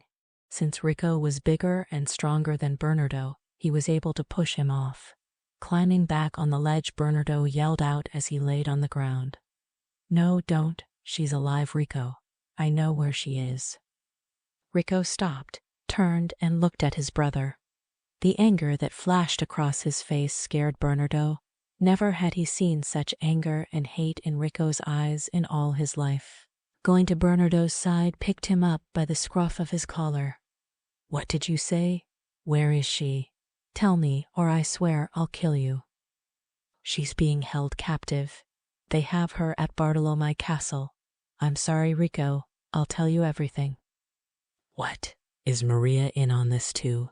And the others, Father and Adriana? My God, you're all sick." Rico screamed as he got up and hurried inside. "I'm going to get her. God help anyone who tries to stop me." "Rico, wait. You can't drive. You're drunk. Let me drive you, and on the way, I'll tell you everything." He gave his brother a look of disgust. "I know what it's all about. With Frankie out of the way, Father thinks I'll marry Maria. Has he not enough money now? Does this merger mean that much to him?" "Oh, brother, there is so much more to it than that. Come, let's go get your wife. I'll tell you everything on the way there." Yes, it was time for him to come clean, no matter the consequences. He could no longer go along with his sister and father's evil plan. Chapter 24. "Step on it," Rico told Bernardo once they were in the car. He then got on the phone and called the police, letting them know where they were headed. "Okay, Bernardo, start talking." "When you married Frankie, it put a curveball in Father's plan. You were to marry Maria, and then the family would merge the two companies together." Rico was becoming impatient with his brother. "Damn it, Bernardo, I know all that already. You said there was more to it. Now get on with it. Father's broke. It's all gone. Only you could help him regain his fortune back." "How could I do that? And how could he lose everything? That's not possible." Rico couldn't believe that his father lost all his money. It didn't make sense. By marrying Maria, the families would join as one. Between the Bartolomé winery and ours, the profits would triple, even more. Father would be able to pay off his creditors, build his credit back up, and start regaining his fortune. "I would never have married Maria," Rico stated. "How he lost everything I don't really know. The plan was for me to seduce Frankie, but the darn woman wouldn't go for it. And I made some of my best moves on her, but she loves you. When that didn't work, we set her up so that you would catch me coming out of your room. It was luck on my part that she was waiting for you that night, completely naked." Rico felt his temper rising, biting his tongue and letting Bernardo continue. "And that didn't work, so Adriana crushed peanuts, putting them in the batter when the cooks weren't looking. They didn't plan on Frankie having the medicine that would save her life with her." Rico slammed his fist into the car's console, swearing, "That bitch, I'll kill her." When nothing worked, Father decided to have Frankie killed, thinking you would be so distraught you'd agree to marry Maria. But then I found out she was pregnant, and when I told our father, he had another plan in mind. "And what the fuck was that?" Rico stared at Bernardo. Bernardo's fingers gripped the steering wheel tighter. He was going to her kept prisoner till the baby was born. Then what? Rico feared what he would hear next. Then she would be killed. Rico swallowed hard, the lump sticking in his throat. And my child, what was to happen to our baby? Adriana would claim the child as hers. Bernardo glanced over at Rico, seeing the anger on his face. "Adriana hates kids, so why would she want it?" Rico asked. "All she had to do was claim it as hers. Like all of us, the baby would be raised by nannies and servants. Father wanted the child so that he could raise it to be like him, hoping it would further his wealth. Rico was quiet for the longest time. Why didn't father come to me? I might have helped him out financially. Why would he go to such evil and criminal lengths? He was still angry with you for breaking free from the family, and I think jealous that you made your own fortune without his help. This is all so sick, Bernardo. He looked at his brother, confused. You do know that you and the others will go to prison for this? Yes, I know, he answered back. Then why do it? He looked over at Rico. I don't know. Maybe because Frankie is unlike any woman I have ever known. She's warm and gentle, and so damn much in love with you, as you are with her. And to be honest, I never agreed to murder in the first place, but our father scares me to death. Does Maria's father know about this? Rico asked. No, he's been out of the country for almost a year, and won't be back for another 12 months or so. That was why they decided to hide Frankie there. The old man would never know. The baby and Frankie would be long gone before he got back. They finally arrived at Bartolomei's castle. Rico hid so that Bernardo would be buzzed in. If Rico was seen, they might not have been allowed access. The gate opened and Bernardo pulled up next to the castle. Rico reached behind his back and pulled out a gun. Reaching into his pocket, pulled out the bullets and loaded the gun. Shit, Rico, what the hell are you doing with a gun? You don't think they're going to let me walk in there and walk back out with Frankie, do you? This is to make sure I get her out, and I will kill anyone who tries to stop me. But Rico, the police will be here any minute. Let's just wait till they get here. Like fuck I will. I'm going in now. You can wait here if you want.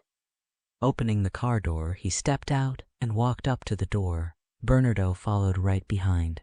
Without knocking, Rico turned the handle. Finding it unlocked, he entered. They were met by one of the Bartolomei's security men. Who are you, and what the hell are you doing here? The man said, cursing at Rico. I'm here for my wife. Now tell me where she is, and I might let you live. He took out his gun and pointed it at the man. Just then Maria came out into the hallway, obviously annoyed at the noise and commotion that was taking place. She looked from Bernardo, then at Rico, her face turning pale. Rico, darling, I was coming to see you. Why are you pointing that gun? Rico hissed through clenched teeth. The gun still on the man, he glared at Maria. Tell me where Frankie is, or I'll shoot this bastard. Rico, I have no idea what you're talking about. I've only just returned home. I heard about your wife's death, and am so sorry for your loss.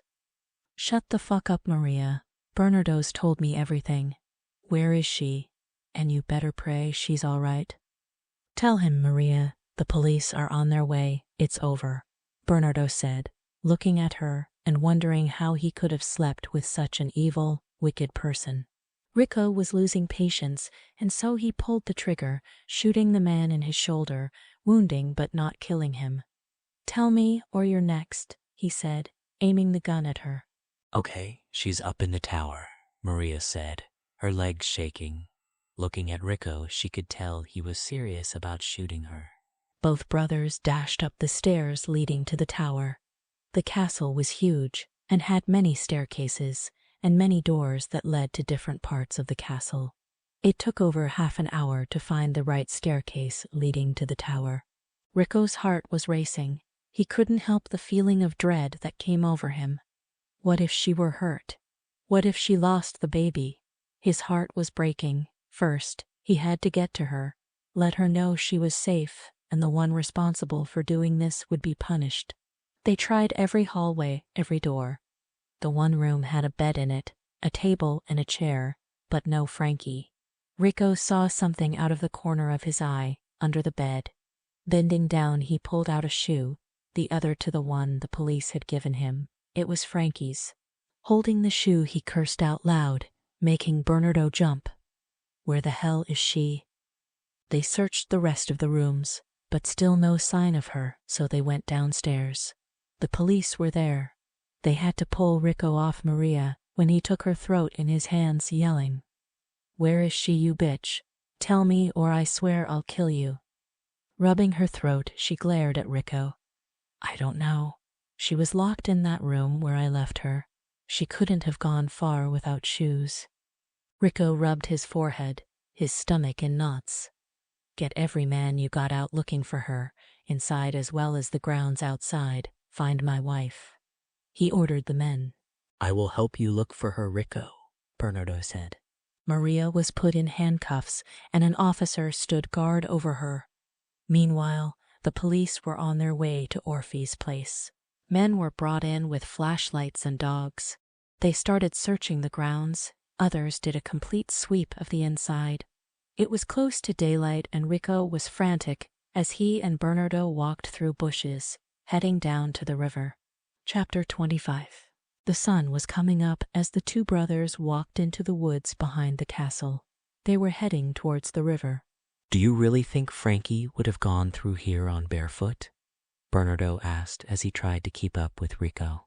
"I don't know, but we've looked everywhere else.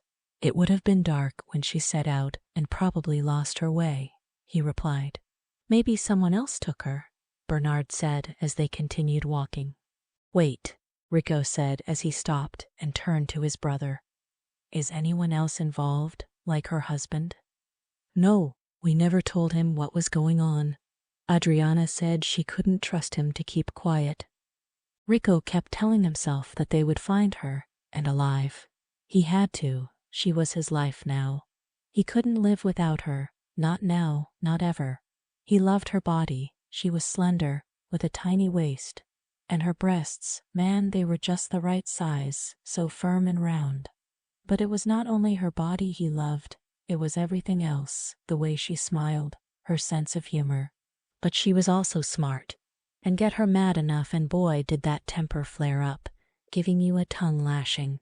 She also had a way of calming him down when he lost his temper with someone.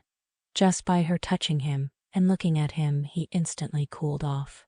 The brothers made it through the woods, calling her name as they went. They looked around, calling out over and over. Bernardo grabbed 𝑟ico's arm. "What's that over there?" he shouted, pointing. There was something lying on the ground, half in and half out of the water. Being some distance away, they couldn't make out what it was. 𝑟ico took off racing towards the object, Bernardo following right beside him. Then 𝑟ico's screams were loud, coming from back deep in his throat when he saw it was Frankie. She was lying face down, so he turned her over. His hand moved the hair away from her face as he began to sob. She lay lifeless in his arms as he rocked her back and forth. "𝑟ico," Bernardo shouted. "Give her CPR now before it's too late," he shouted. Laying Frankie down, he started CPR, hands on her chest counted, then added pressure, all the time talking to her. "Come on, baby, stay with me," he said, his voice cracking as he fought to hold back the sobs that threatened to break free. "Damn you, Frankie, don't you dare leave me." Bernardo tried pulling 𝑟ico away from her. "It's too late, she's gone." 𝑟ico shoved him away so hard he landed on his rear, watching as 𝑟ico kept going till he finally collapsed. Burying his face in her neck, he cried, "No, oh God, no, please no." Moments later, he heard her cough, and then she started spitting out water. Lifting his head, he stared down at her, putting a hand on her face, touching and caressing. "Baby, thank God." Frankie's eyes fluttered open. Seeing 𝑟ico, she threw her arms around him, and the tears streamed down her face. He held her in his arms as he rocked her back and forth, kissing her head and thanking God for saving his beloved. He felt Bernardo shaking him. "𝑟ico, here, put my coat around Frankie. We've got to get her some medical help." Once the coat was over her, 𝑟ico picked Frankie up and carried her through the woods and back to the castle. She clung to him, shivering, telling him how much she loved him. He smiled down at her. "I love you too, baby." "𝑟ico," she quietly sobbed. "Our baby, I don't want to lose our baby." His heart felt as though it was being torn right out of his chest. He too was worried that with all that happened, She might lose the baby, but he couldn't let her know that. No, you won't. I promise everything is going to be okay. How did you find me? She asked, her voice weak. I'll tell you everything after we get you to the hospital. Right now, just rest.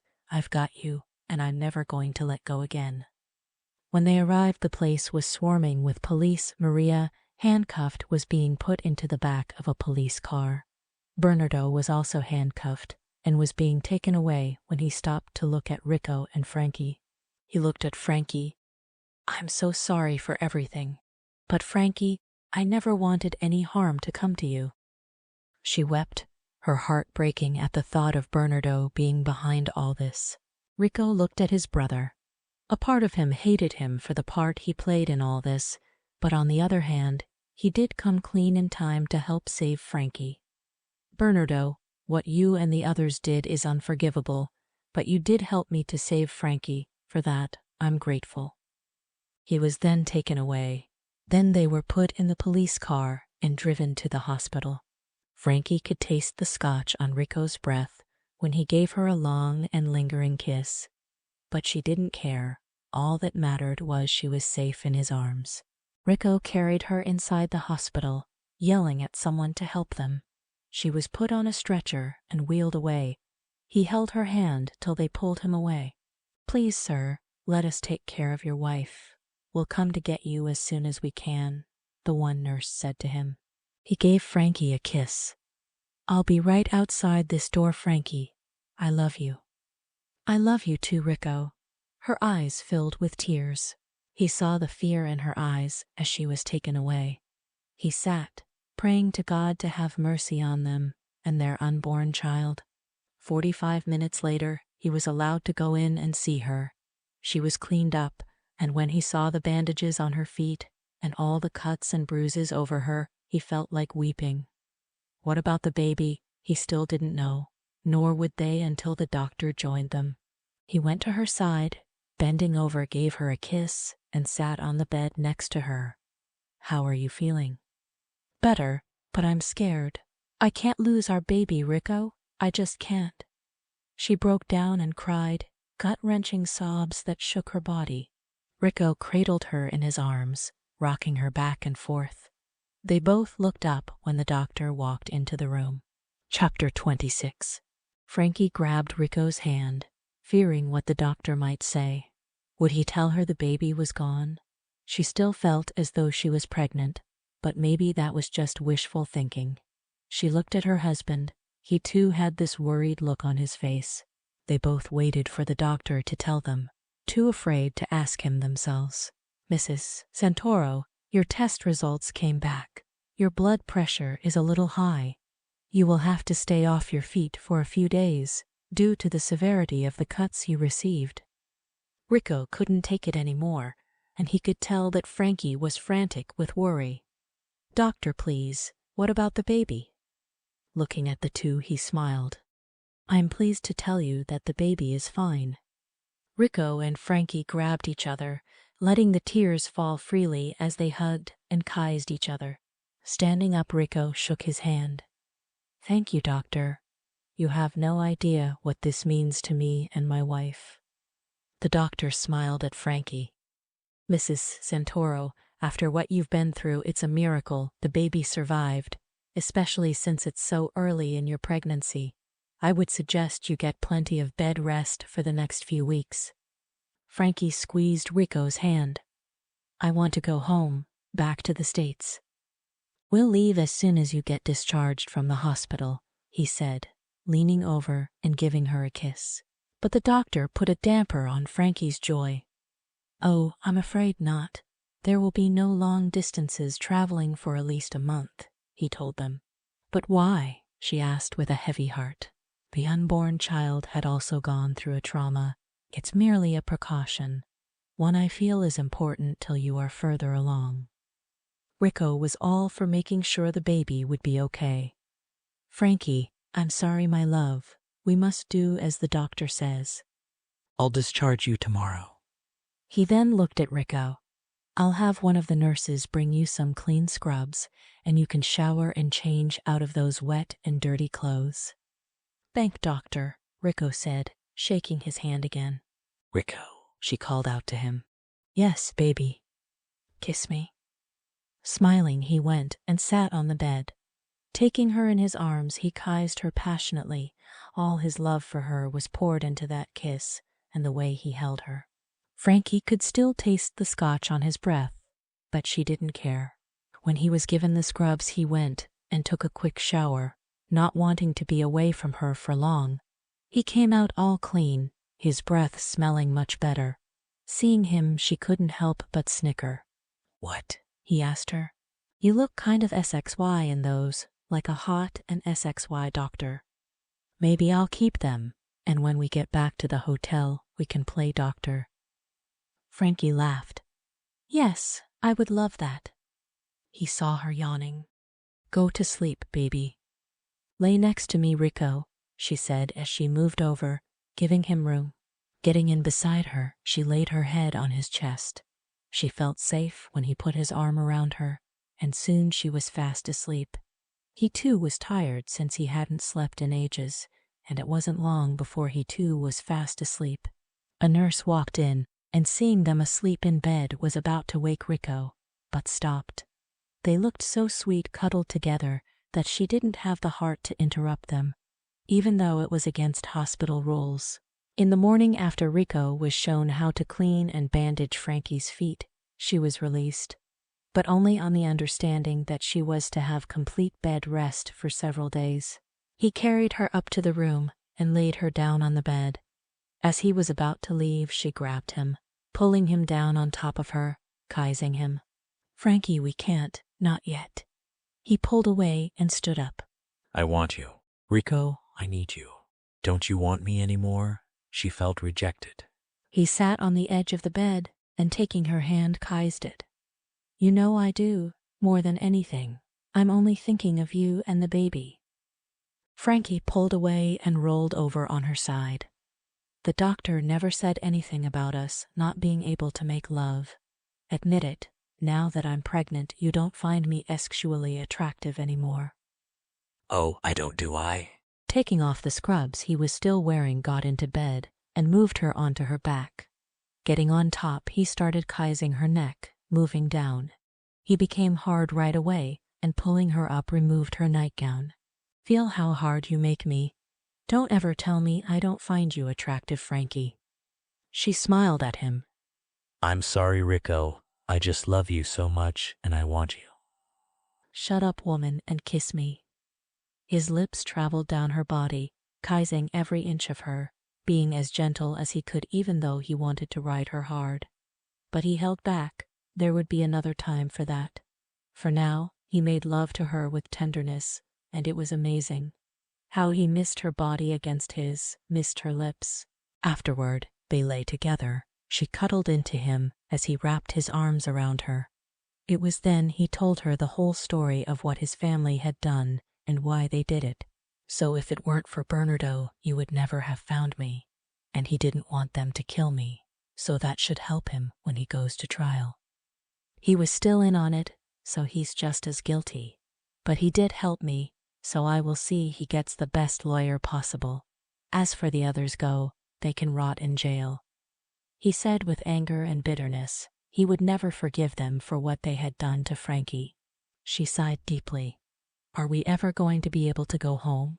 I want to start our lives together in our own home, and we need to tell my grandmother I'm pregnant.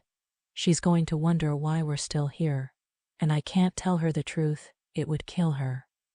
I know, baby, and as soon as the doctor says it's okay, we'll go back, I promise.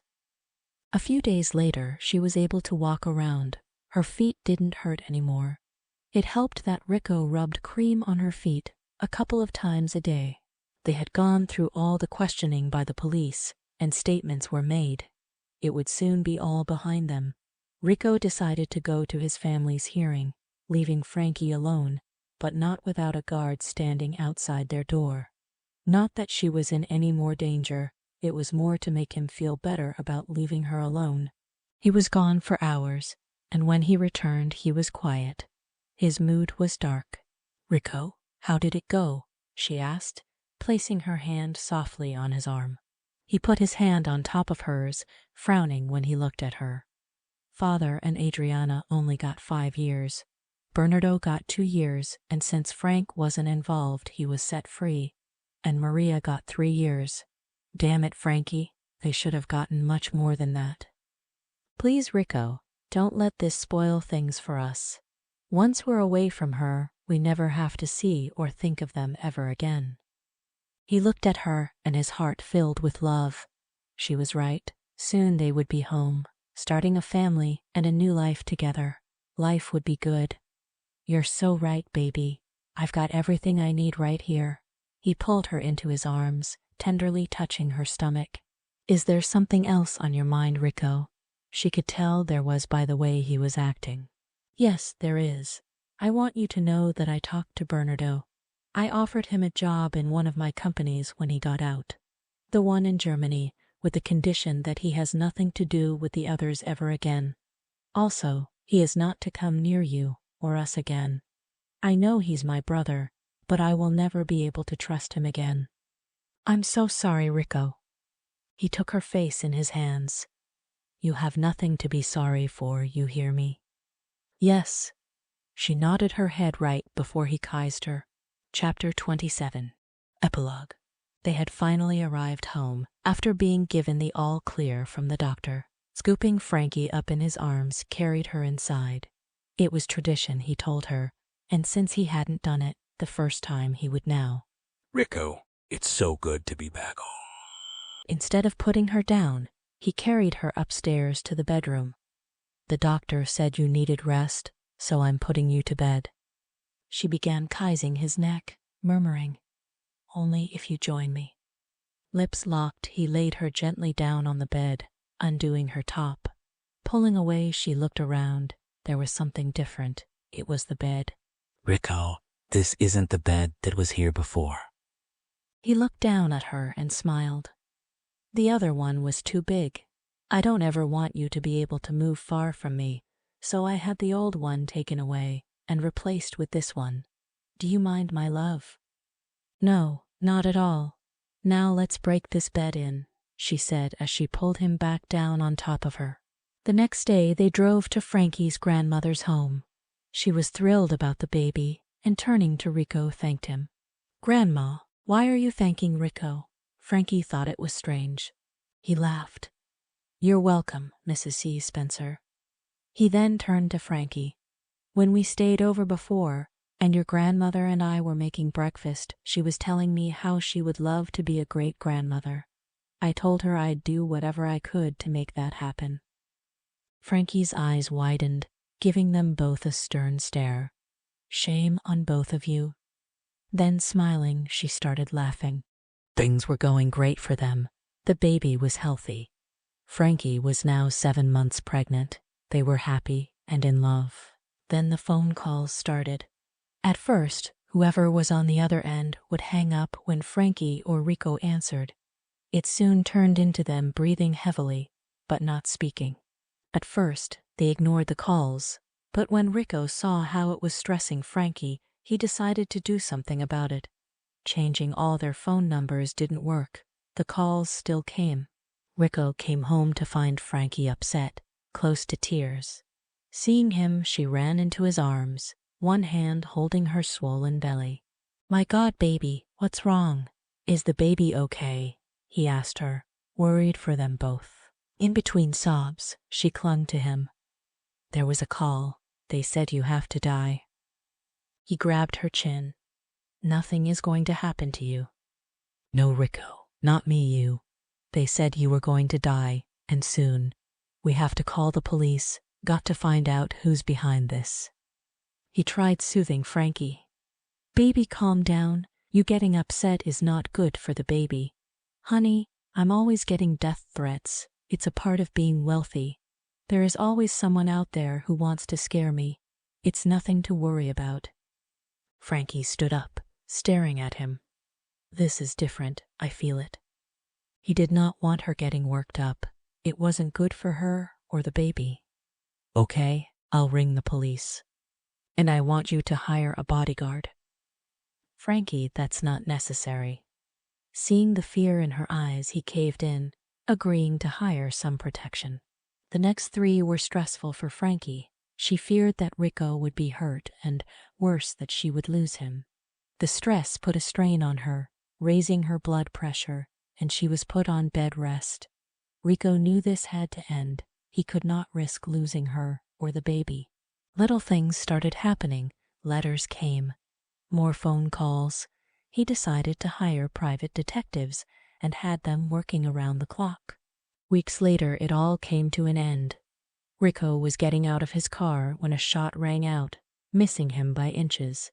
The chase was on. Rico and the bodyguard chased the man on foot. Tripping over some branches, the shooter found himself being grabbed by the guard. It wasn't till he was severely beaten that he told them everything. It turned out Maria had hired him to scare Frankie and Rico and to kill him. She said if she couldn't have Rico, then no one could. He was taken away by the police just as Frankie came downstairs. "Rico," she cried out. "I heard gunshots." Dashing over, lifted her up and carried her over to the sofa. "What are you doing out of bed?" "I was worried about you." The tears fell from her eyes. She was so pale and weak. "I'm okay, baby. It's all over. The man who was threatening me has been caught. I'm safe." Why was he doing this, Rico? Tell me the truth, or I'll just worry. He knew she was right, so he told her everything. "You don't have to worry anymore. The man is behind bars. Maria hired someone from prison and will be charged with attempted murder again. She will be behind bars for years and won't cause us any more problems." Something was wrong with Frankie. She started moaning in pain, clutching her stomach. Looking at him, she started crying. "The baby Rico, something is wrong." She was rushed to the hospital. Due to the stress and high blood pressure, she went into labor early. A few hours later, a 5-pound, 6-ounce healthy baby girl lay in Frankie's arms, Rico sitting on the bed next to them.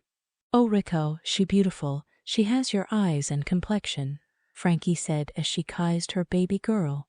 They named her Lily, after Frankie's grandmother. He smiled at them, his heart swelling with love. "I love you, Frankie. I will always love and protect both of you." His eyes filled with tears.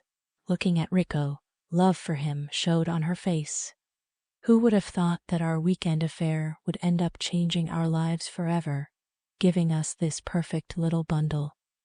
Rico reached over, giving her a kiss that showed her how he felt.